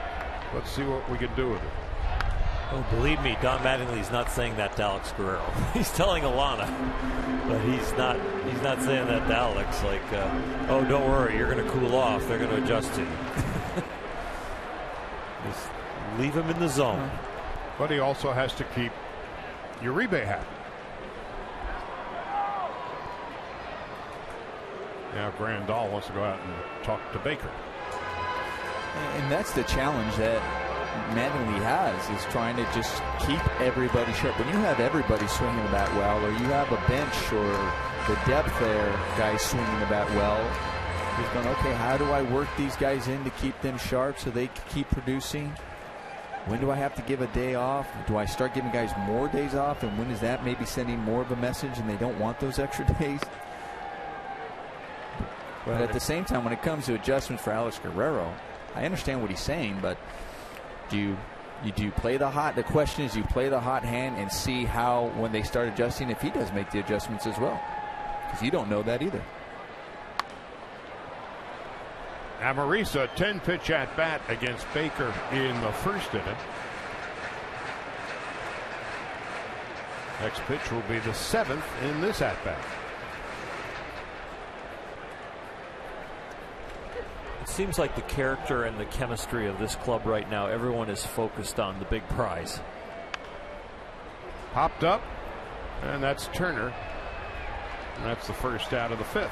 As much as, you know, we focus on it, and the media surrounding the team and fans focus on who should be playing and why, the team seems to be focused on winning the NL West and then moving on.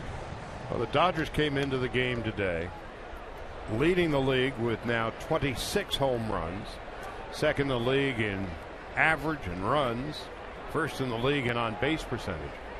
Offense has not been the issue. There's a call strike, 0-1. Yesterday, when Juan Uribe hit his home run, Alex Guerrero came up and congratulated him with a smile, and we saw it and caught that on camera. And I'm sure Juan congratulated him today. The players don't seem to be focused on that right now. So offense is not the question for the Dodgers. The question now is the health of the rotation. This is the 3rd, 5th starter the Dodgers have used in the first 3 weeks. Scott Baker, like Bolsinger and David Huff, the others. Bolsinger did a job and was rewarded with a demotion down to AAA, but he definitely has his name near the top of the list when it comes to candidates for a 5th spot. But right now the juggling has been with the starters and with the depth in the bullpen to make sure there's enough arms down there and endurance. 1-2 to Brandon Morrow, who is still looking for his first base hit. And there's Scott Van Slyke. It's Brandon Beachy next to him. Don't know quite yet when Beachy will be back. Baker with his 4th strikeout, 2 out and nobody on.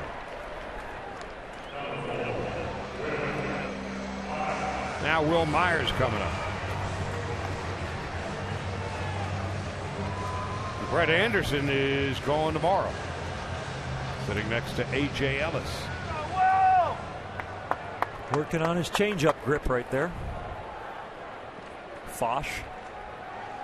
With two middle fingers hold the ball. The outside fingers cradle it.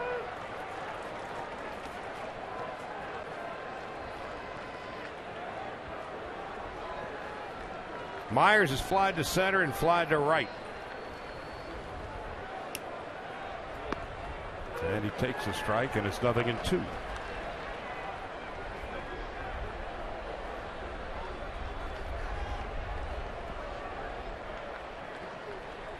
Baker out of Shreveport, Louisiana. Swung on and missed, strike 3. 5 strikeouts for Scott Baker. He's walked 2 and will go to the 6th. San Diego 2 and the Dodgers 1.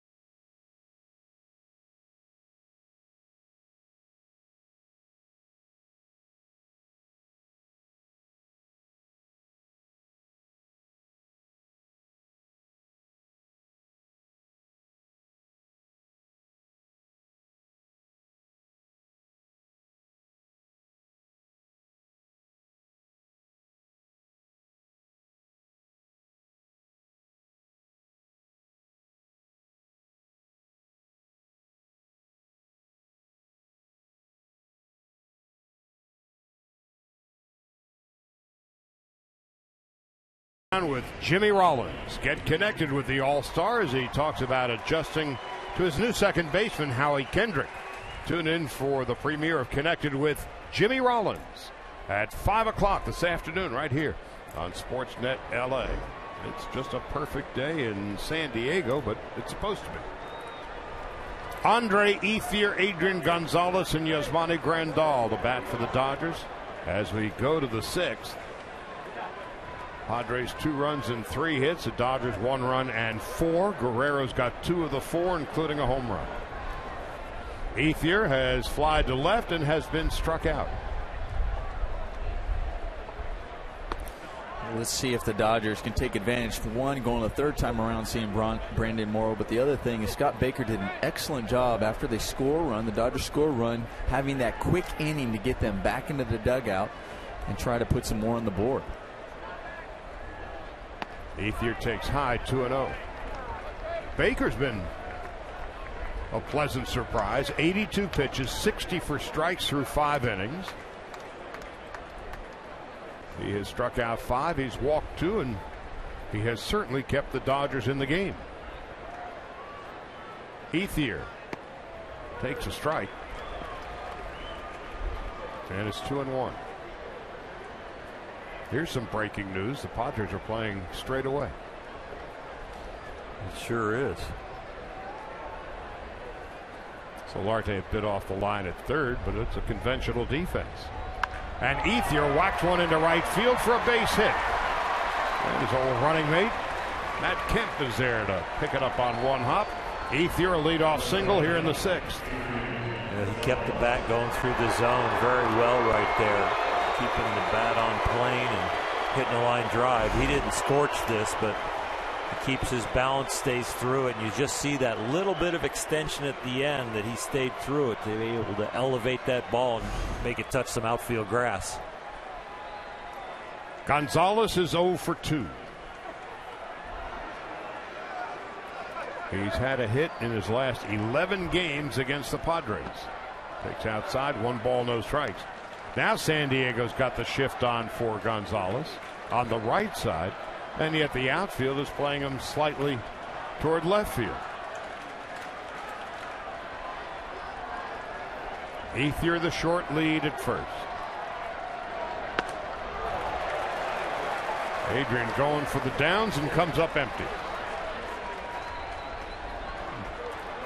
Upset with himself, feeling like he pulled that front shoulder out. You see that motion right there where he was trying to tell himself, I got to keep that front shoulder and swing down more as compared to coming up and swinging underneath that ball. 6 of his 7 home runs this season against San Diego. 2 balls and a strike. Grandal on deck and Turner to follow. He looks a little itchy in the box, Nomar, to me, like he's expecting the ball away and he's diving out there to get it. You don't usually see him take a ball like that and lose his balance to his toes. Well, right now it looks like he's recognizing what they're trying to do to him and he's forcing it rather than like the other night. He knew when they were struggling to throw strikes, he didn't worry about them going on the outside. He was just saying, let them come to me, I'll wait for my pitch. So I just think early in the count, he could wait for his pitch and wait and prove to them, let them prove to him that they're going to throw strikes out there before he has to adjust. He's trying to shoot the ball to left right here.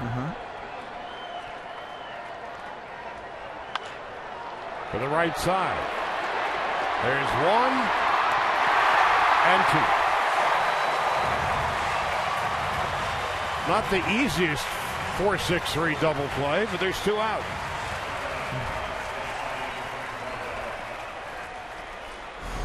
The reason that's hard is watch what the shortstop has to do on this ball. It's a different angle as he's running back to second and then receiving the ball from your second baseman as compared to coming toward the second baseman as you usually are from shortstop. That wasn't a pivot, that was a pirouette. No, it was a good turn over there at second base. Grandal takes inside. Grandal 0 for 1 and a walk. So Gonzalez is 0 for 3. 2 out in the top of the 6th.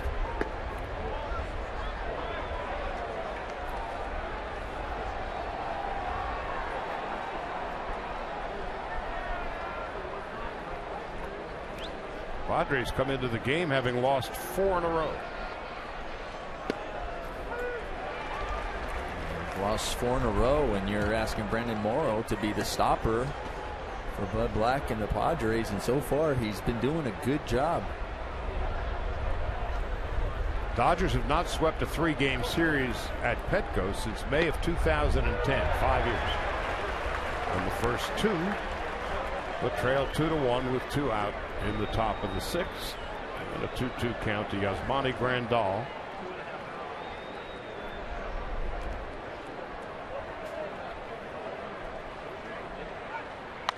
Who pops it up? Left side, Solarte calls off Norris. And that ends the inning. No runs and 1 hit, nobody left. Solarte, Kemp, and Upton coming up in the bottom of the 6th. 2-1 San Diego.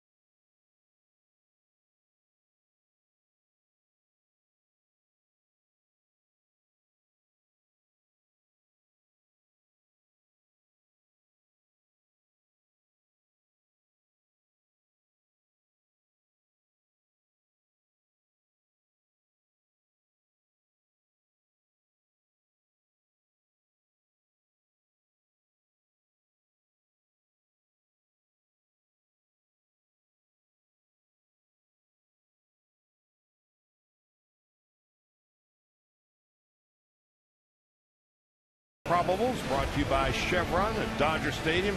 It's going to be Lincecum pitching tomorrow against Brett Anderson. That means on Tuesday, at this point, a rematch between Madison Bumgarner and Clayton Kershaw. That's on Tuesday. That's tomorrow's pitching matchup, righty and the lefty. And the Dodgers at 11-6, having been swept in San Francisco, trying to sweep the Padres here in San Diego. Solarte takes high and inside, and it's 1 ball and no strikes. Baker has struck out 5 and has walked 2. And it's Solarte into left center. Here's Jock Peterson.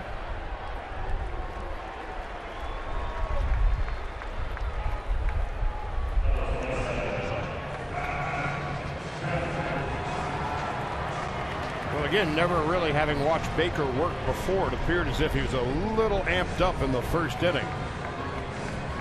10-pitch walk to Solarte. Kemp would double. Dodgers caught a break when Solarte tried to score and was thrown out on a perfect relay throw from Justin Turner, starting at second base today. And then a solo home run, finishing off a 10-pitch at-bat by Alexi Amarista in the third. And after that, he seems to be in a pretty good rhythm. Kemp has doubled, walked, and scored a run, stolen a base as well. And a fly ball into short right. In and over is Ethier. 2 out.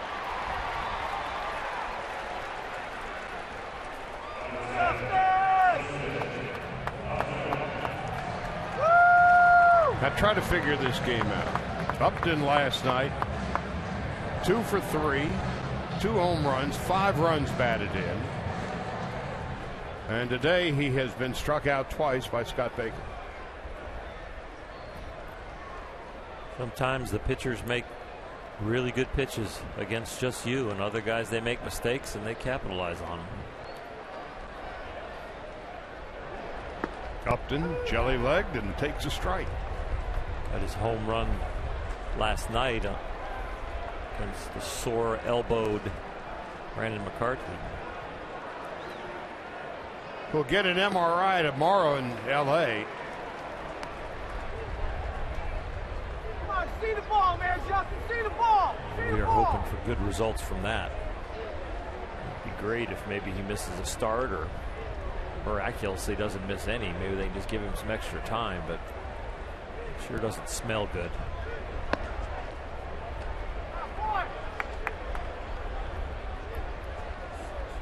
Well, rarely do you see a guy on the hill call for the trainer to come out, shake his elbow, and not miss a start. See the ball, baby. See it. So hope for the best, expect the worst. And Upton is 0 for 3, struck out all 3 times today by Scott Baker, who's now retired 7 in a row, 3 of those 7 by strikeouts. We'll go to the 7th. 2-1 San Diego.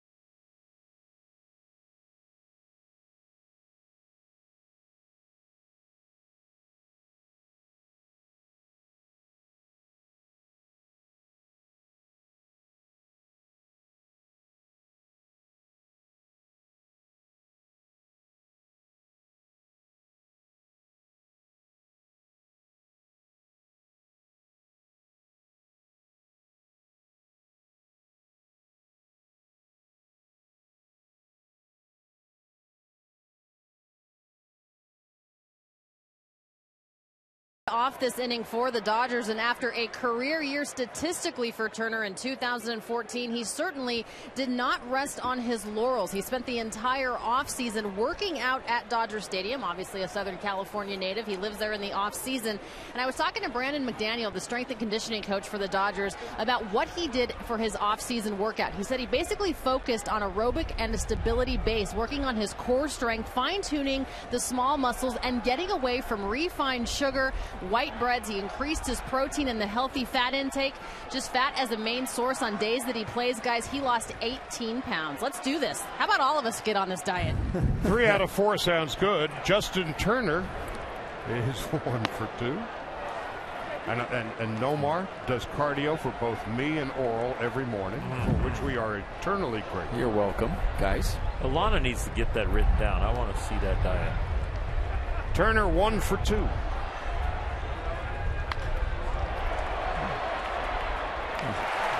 Right at Upton. A little too much protein on that one. He's too strong. You got to get that ball to drop in.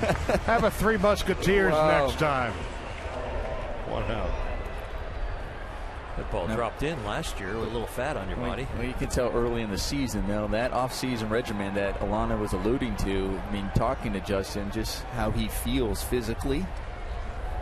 And just the fact that he knew that he wants to be counted on if somebody does go down, be there, that you can put him out there for a long, extended period of time.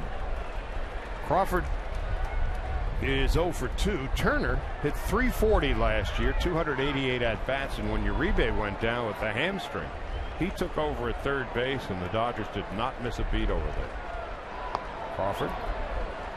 A ball and a strike, in and out, top of the 7th, 2-1 San Diego. Now, this is the kind of game we've grown accustomed to over the years between the Dodgers and the Padres. Low scoring, pitching efficient. That's Amarista.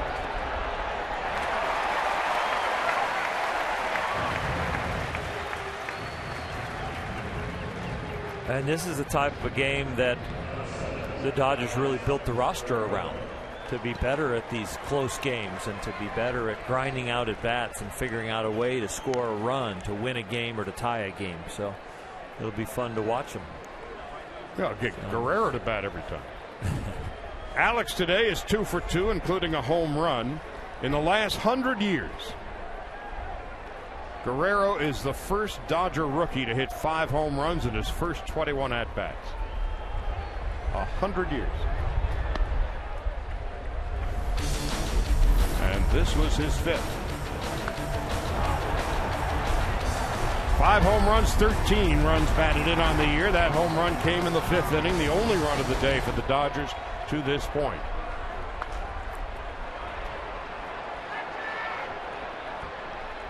Grandal has no chance.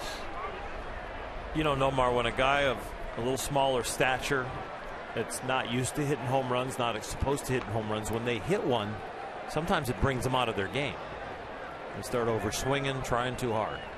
But he's staying in the groove. Yeah, watching Guerrero right now, he is not over swinging. He is not trying to hit a home run with every swing. He is staying true to his swing, consistent with his swing.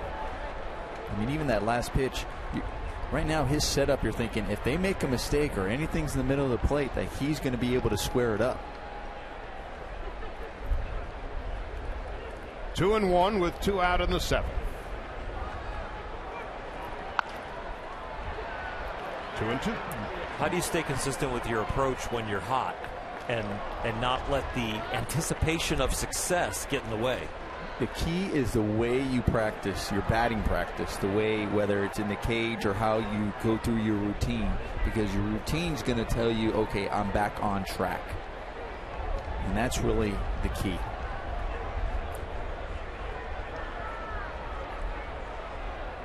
Guerrero at 524. Takes up and in, and saved by the bell, rung by first base umpire and crew chief Mike Winters. When you're going well, you're able to hold up. When you're not going well, those are getting called against you. Full count, 2 out.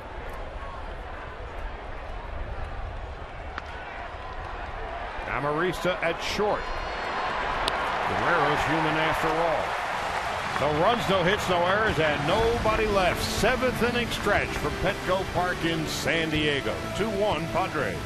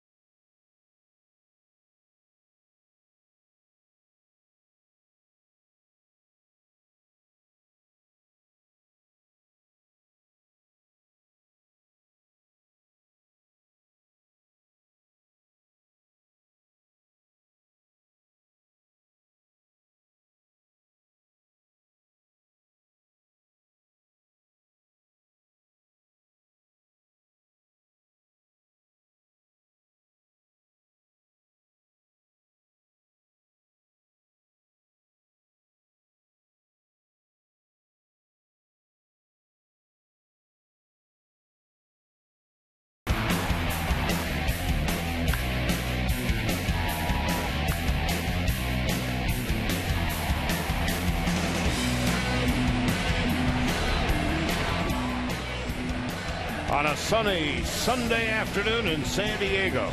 The other half of the 7th inning stretch, Padres 2-1. And for the Dodgers, a most pleasant surprise. The fabulous Baker boys. Scott Baker, in his Dodger debut, has struck out 6. He has walked 2. 89 pitches, 65 for strikes. He has done his job keeping the Dodgers in the game, but there is double barrel action in the bullpen. It looks like Paco Rodriguez and Sergio Santos. Dodgers, frankly, could not have asked for more from Scott Baker, who arrived late yesterday afternoon, about an hour and a half before the game. And he trotted out to the outfield to shag some fly balls, and he introduced himself to half the team. The home run, the leadoff walk with a stolen base by Matt Kemp, and then a double. Other than that, he's been stellar. He has retired the last 7 batters in a row. No balls and a strike to Alonso, who is 0 for 2, with Derek Norris on deck and Jed Jerko to follow. Chopper to second base. Easy play for Turner. First out of the 7th. Nice little changeup right there from Baker. It gets a little easier to throw once the edge is off and the adrenaline, and more of a touch feel pitch, and especially when you're starting to get a little tired at the end of your pitch count, you can really have the arm speed and spin the ball. And must be feeling awfully good about himself after a wobbly beginning. Derek Norris has doubled in, one of the 2 runs for San Diego. Not a strike, nothing in 1. Oh, you were mentioning that leadoff walk to Kemp in the 4th, and he stole second. After Upton struck out and Alonso grounded out, Norris doubled to left center. That's the difference in the game. 2-1 San Diego, 1 out bottom of the 7th.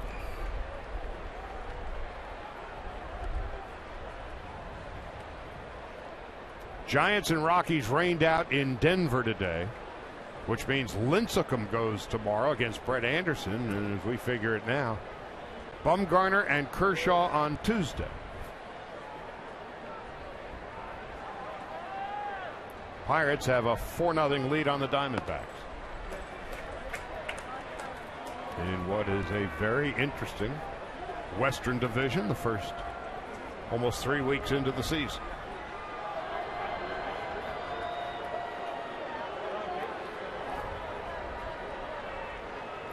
Here's the 1-2.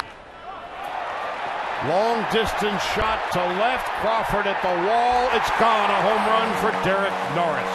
His first home run of the year. His second RBI of the game. San Diego now leads 3-1.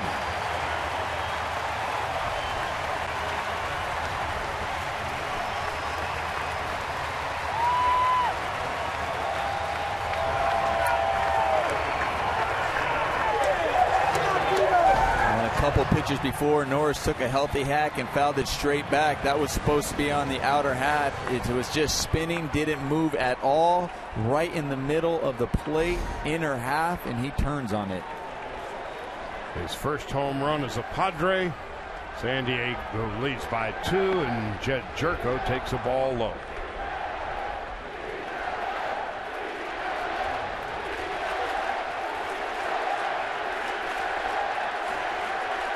No, this is the loudest the Padre crowd has been all weekend. As is looking at a sold-out Petco Park third consecutive game. It's still practically a 50-50 split. And yesterday they were down, what, 10-3? They took them out of it early. They climbed back into it.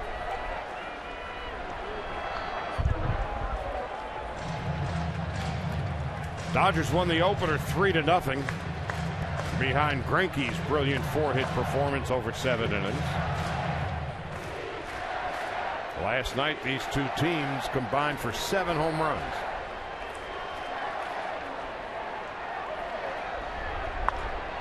To the right side, Turner. Nice play from his knees. Gets up and throws out Jerko 2 out.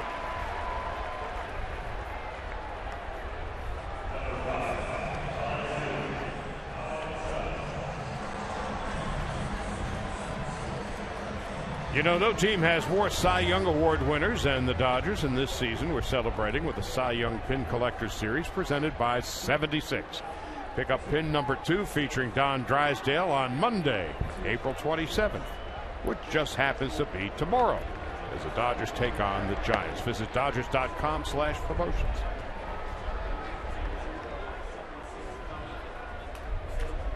Alexi Amarista, 1 ball and no strikes.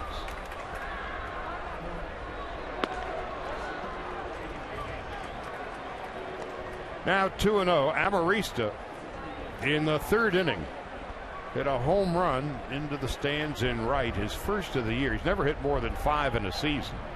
Won a 10-pitch at bat from Baker. This time he skies it into short left field. Crawford. That ends the inning. But the home run by Derek Norris has given Brandon Morrow and the Padres a little breathing room. 3-1, we go to the 8th.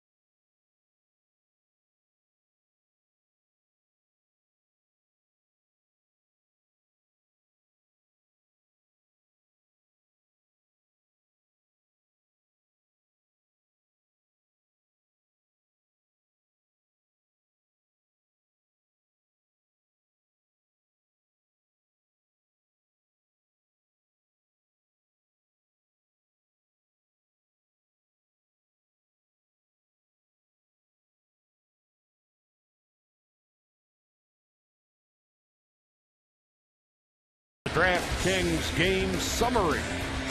Padres 3 runs and 4 hits. A couple of home runs. The Dodgers 1 run on the Guerrero home run, his 5th of the year. Scott Baker terrific in his Dodger debut. Brandon Morrow a little bit better. Padres make a couple of changes. There's Scott Baker,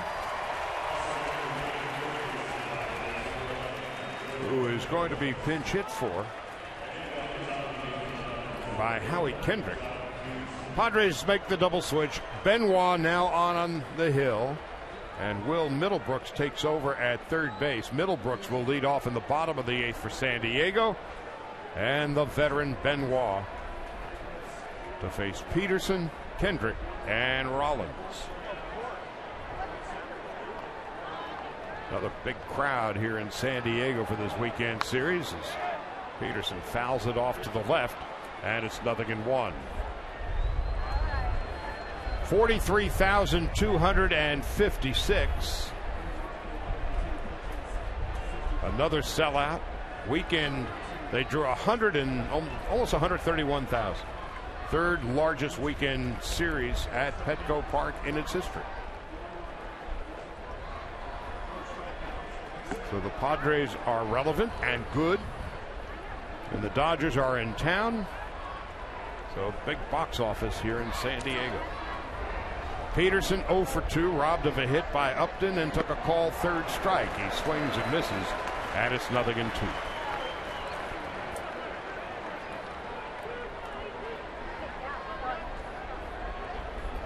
Joaquin Benoit working Jock away so far with some two-seam fastballs running at 94. He's also got a cutter and a changeup. And the Padres have the shift on for Peterson. Turned 23 last week, and the 0-2 is high and away. 1 ball and 2 strikes.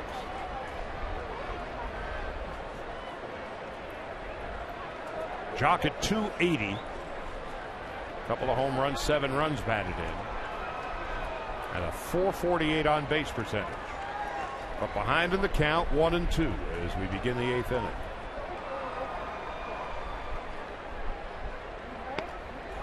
Did he check his swing? Yes, as third base umpire Marty Foster.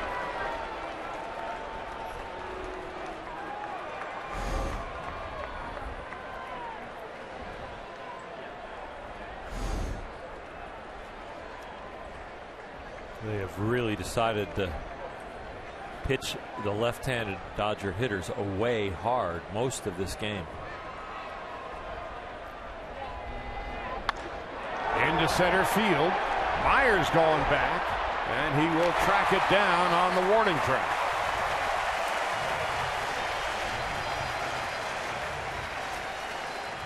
Well, Jock put a good swing on that one. He squared it up, just hit it to one of the deepest parts of the field, just didn't get enough of it. They're able to track it down.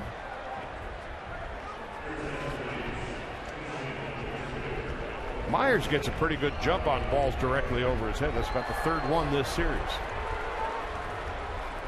And Howie Kendrick coming up. Pinch hit for Scott Baker.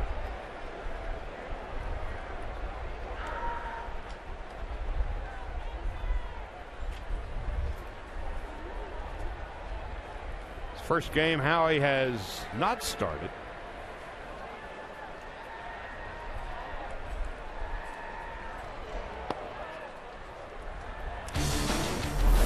Kendrick last night over the wall and straightaway center, his 3rd home run of the year. Ian Kennedy said, "What's up with that?" I'm not used to giving them up to center field in this ballpark. They were flying last night. 4 home runs for the Dodgers last night and 3 for the Padres.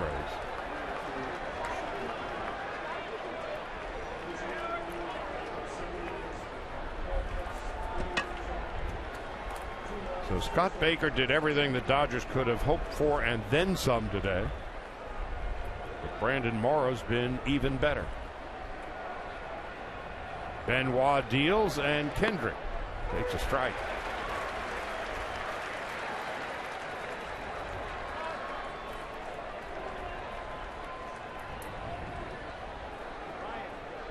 Jimmy Rollins on deck.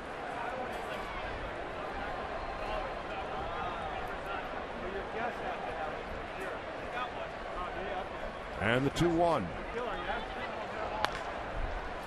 One hopper to short. Amaristo. 2 out.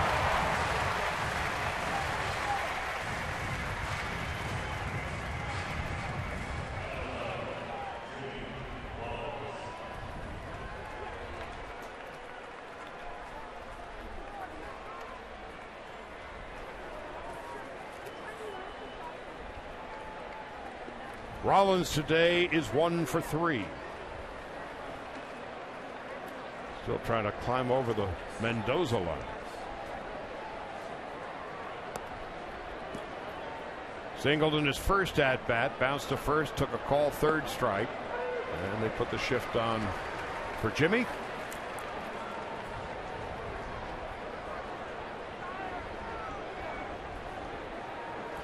Benoit, 2 earned runs, 6 hits in 10 2/3 innings, including this afternoon's performance. 0-2 to Jimmy Rollins. Joaquin has always had a really good changeup.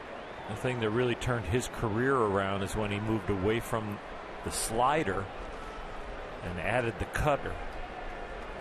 All of a sudden, instead of throwing a bunch of hanging sliders, he had a cut fastball that could get in on the left-hander's hands, and he was pretty good at keeping the ball up right by their waist and then the 2-seamer away. So now he's going 2 different directions and 2 different speeds. He'll turn 38 in July. Missing outside. Came up with the Rangers, into the Rays and Tigers. This is his 2nd season in San Diego.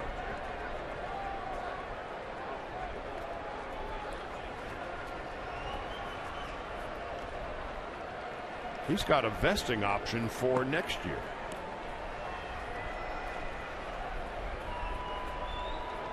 The 1-2 to Rollins. Stays alive.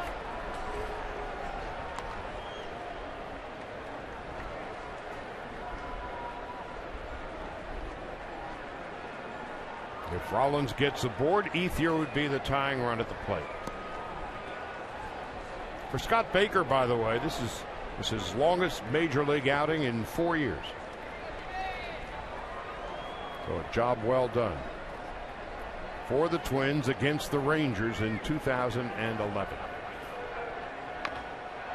Rollins stays alive. If Jimmy doesn't get on, then the Dodgers are going to have to do their damage against Craig Kimbrell, who is now the closer for the Padres. 8 bats well. And that's going to be a challenge. Go from Trevor Hoffman and all the great things he did here in San Diego. Heath Bell had a couple of years. Yep.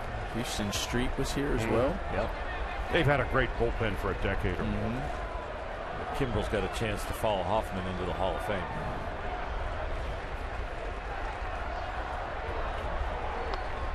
Rollins stays alive.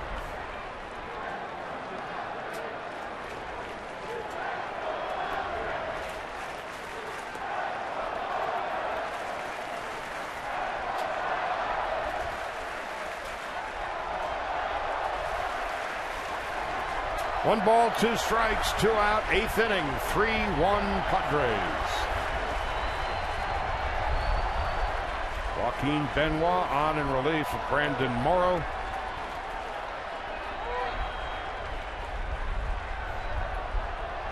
Who went 7 innings and gave up a run and 5 base hits. The 1-2 to Rollins. Stays alive.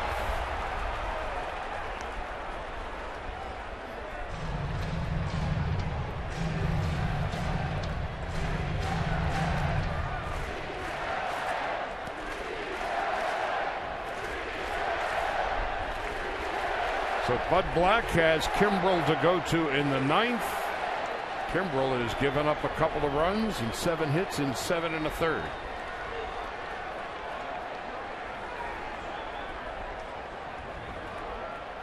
Here comes the 1-2 from Joaquin Benoit. Rollins' offensive struggles continue. Nothing across for the Dodgers. We go to the bottom of the 8th. San Diego 3 and the Dodgers 1.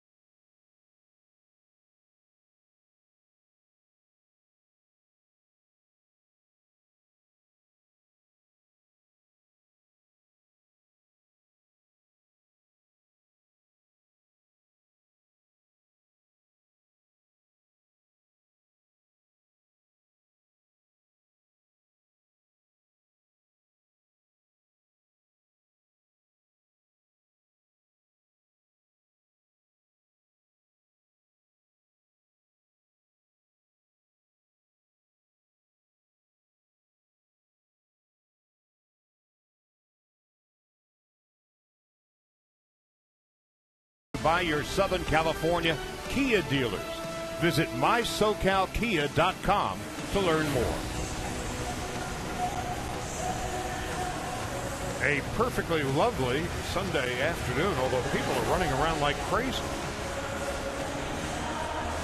As we go to the bottom half of the 8th inning, Padres 3, the Dodgers 1, and Carlos Frias now on in relief.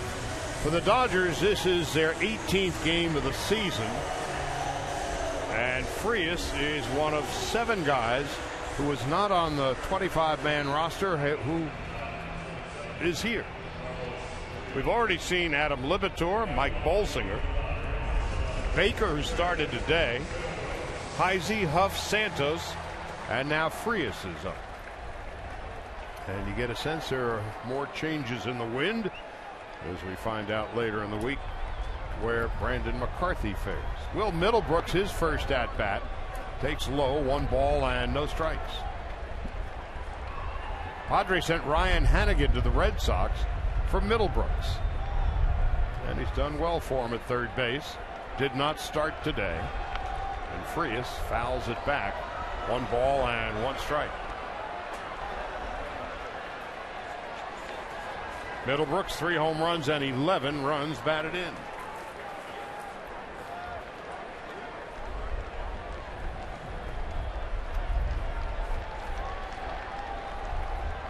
Myers on deck, Solarte to follow, and it's 1-2 to Middlebrooks from Carlos Frias.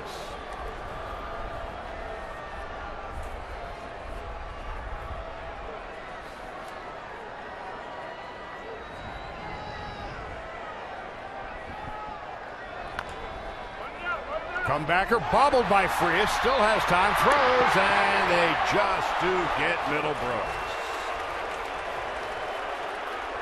It's a good thing Frias has a good fastball.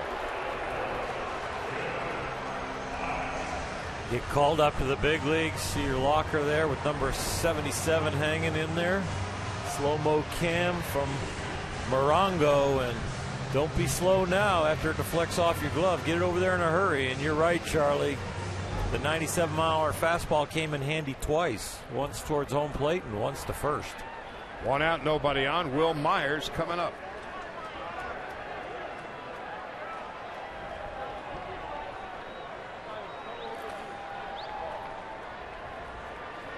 Myers 0 for 3.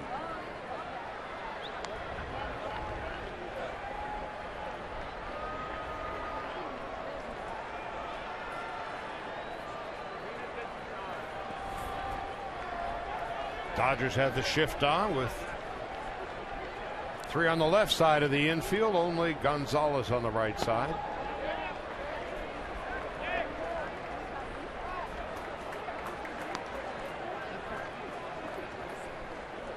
Frias in 3 games, 2 starts at Oklahoma City, was 2-0 and a .284 earned run average.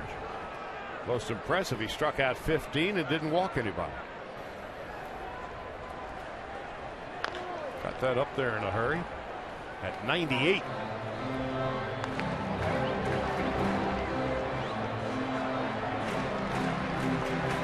Well, if he's not the best in the game, he's in exclusive company. Craig Kimbrell getting ready for the 9th inning. He'll be facing Andre Ethier, Adrian Gonzalez, and Yasmani Grandal.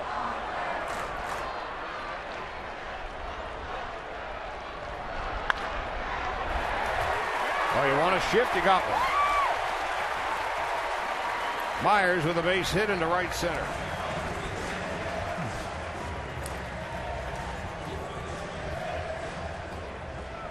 Not to say that Myers can't, but you also got a guy throwing up that can reach 98 to 97 miles an hour up there with his fastball, and he just puts the bat on it and finds the giant hole over there at second base.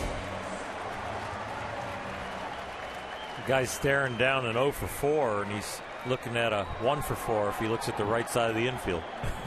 And Will Venable is pinch hitting for Solarte.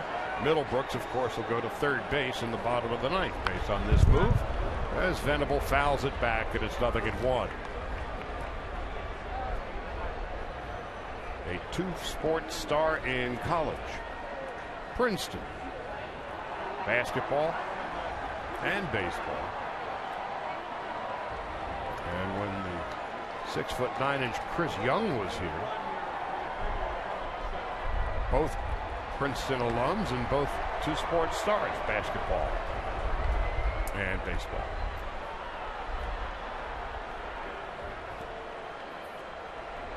Venable's dad, Max, played in the major leagues with the Giants.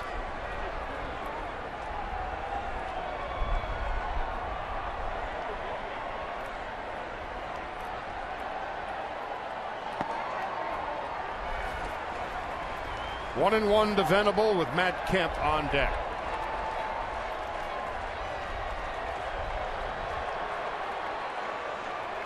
So Yasiel Puig and Joel Peralta placed on the disabled list before the game today.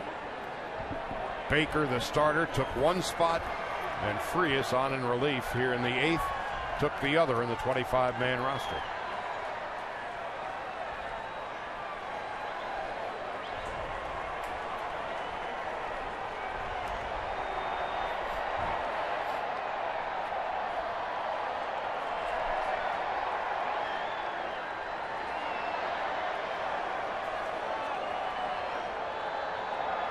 Ball, a strike, in and out in the bottom of the 8th.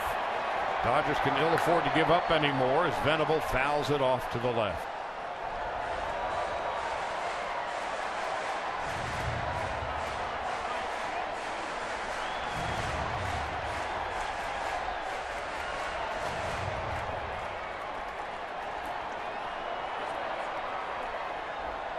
Giants are in town tomorrow night, Tuesday night and Wednesday night. And on Tuesday night, at this point, it looks like Kershaw and Bumgarner. Tomorrow night, Lincecum and Brett Anderson.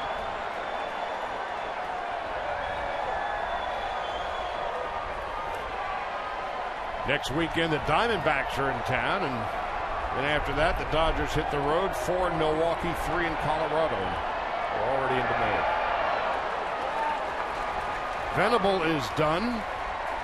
Second out of the 8th, and Kemp is coming up.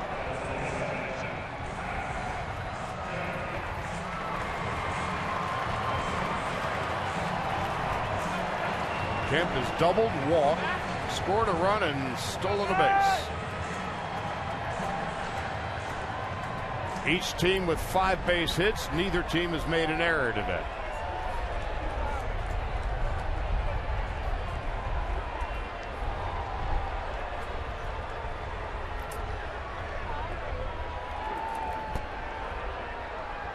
Kemp now with 28 hits on the season. That gets past Grandal, and Myers goes to second. That could be a big play.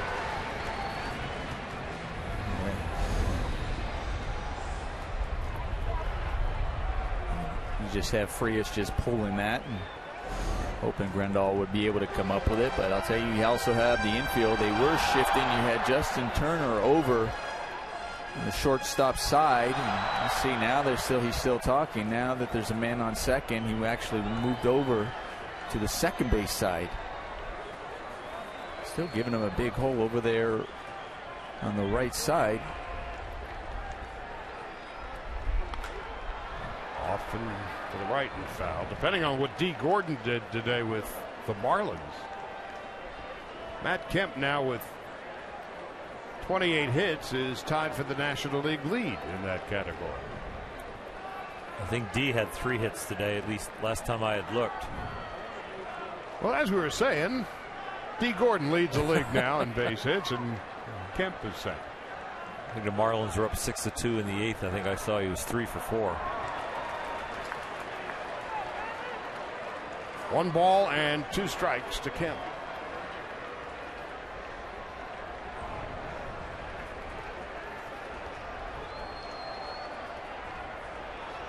Marlins beat the Nationals 6-2, and Washington's 5 under 500.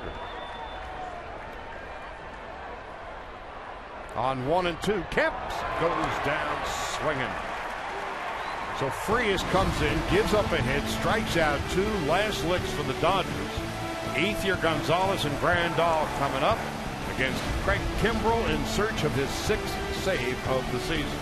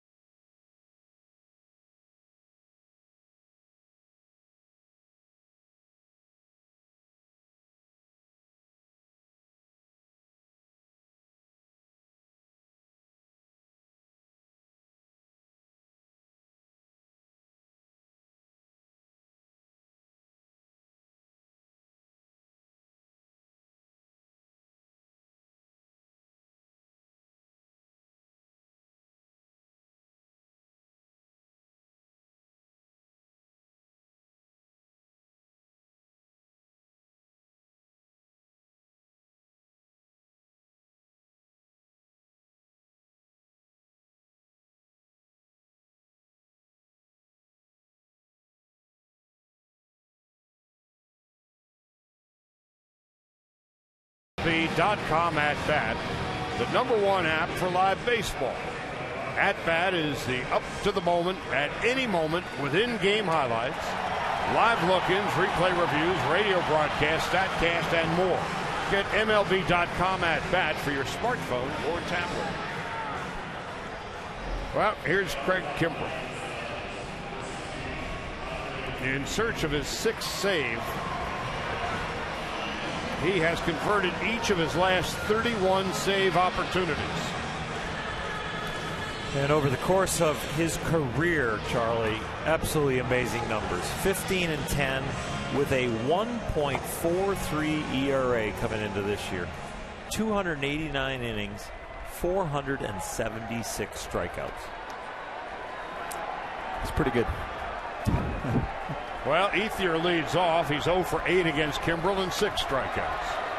Gonzalez 1 for 4. Grandal has only faced Kimbrell once, and he's 0 for 1.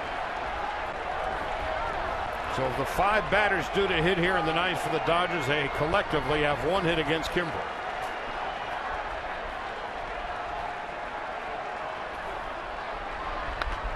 As Ethier fouls it off to the left, and it's 0-1.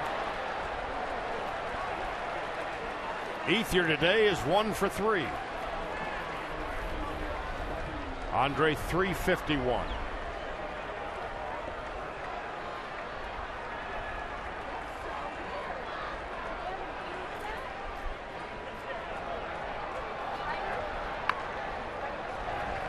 Quickly, Kimbrel ahead is 0-2.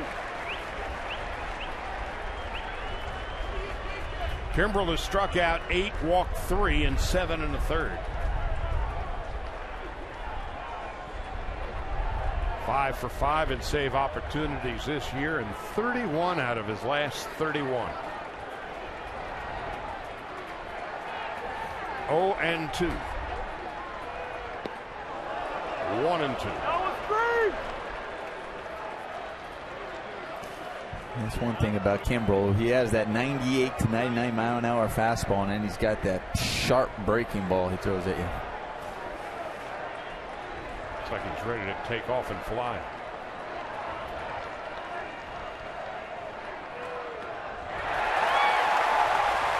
Well, there's that sharp breaking ball, and that's the first out of the ninth. We analyzed Scott Baker's breaking ball at times tonight. Look at the downward break and the right to left movement on Kimbrel's ball. He's got both of the breaks, and it's hard.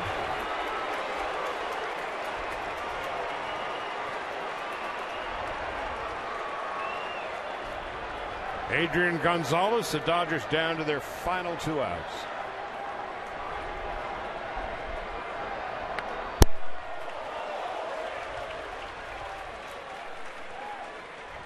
And the Padres with the big shift on.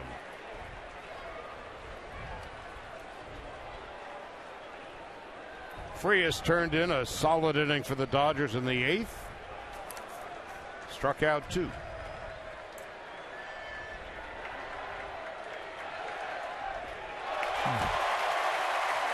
No balls and 2 strikes.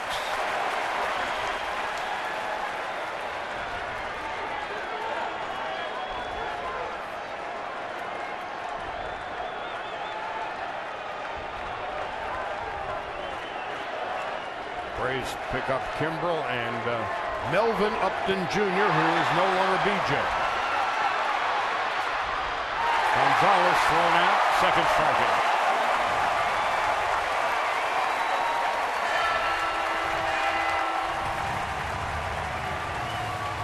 Kimbrel is so tough. I mean, his 98 mile an hour fastball, you got to gear up for that, and you're thinking that that's what he's coming at you with, and his breaking ball comes out, looks like a fastball, and then the bottom just drops right out of it, and that's why you get so many of those swings and misses. It's not a breaking ball that goes up out of his hand so you can pick it up right out of his hand. Dodgers down to their final out. Grandal fouls it off to the left. Grandal today 0 for 2 and a walk.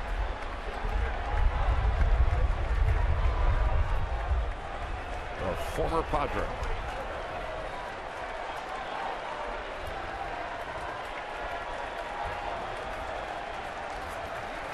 Rockies and Giants rained out today.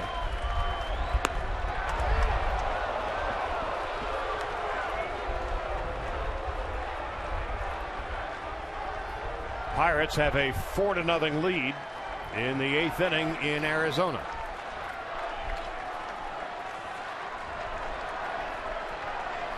One ball, 1 strike, and 2 out.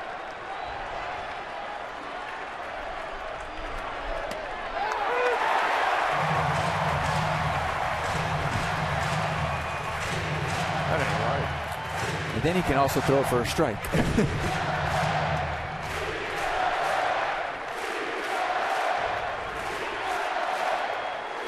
3 sellouts in a row this weekend in San Diego, upwards of 43,000. It looks like they're all still here. Grandal stays alive, and so do the Dodgers for at least another pitch.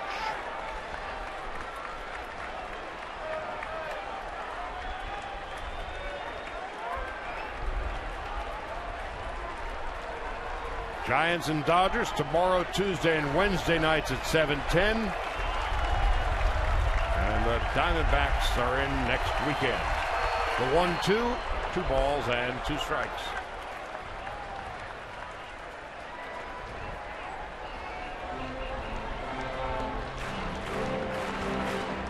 Justin Turner on deck. He would be the tying run at the plate if he gets his turn.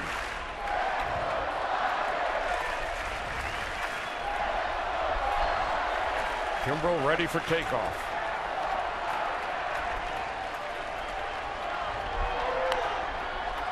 Popped up, third base side. Norris sheds the mask, and the Padres have beaten the Dodgers 3-1.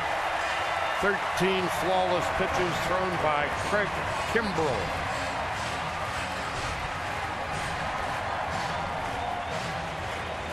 For the Padres, 3 runs, 5 hits, no errors. The Dodgers, 1 run, 5 hits, and no errors. Morrow wins it. Baker loses it. And the Lexus player of the game was Derek Norris, the Padre catcher. A double in the 4th.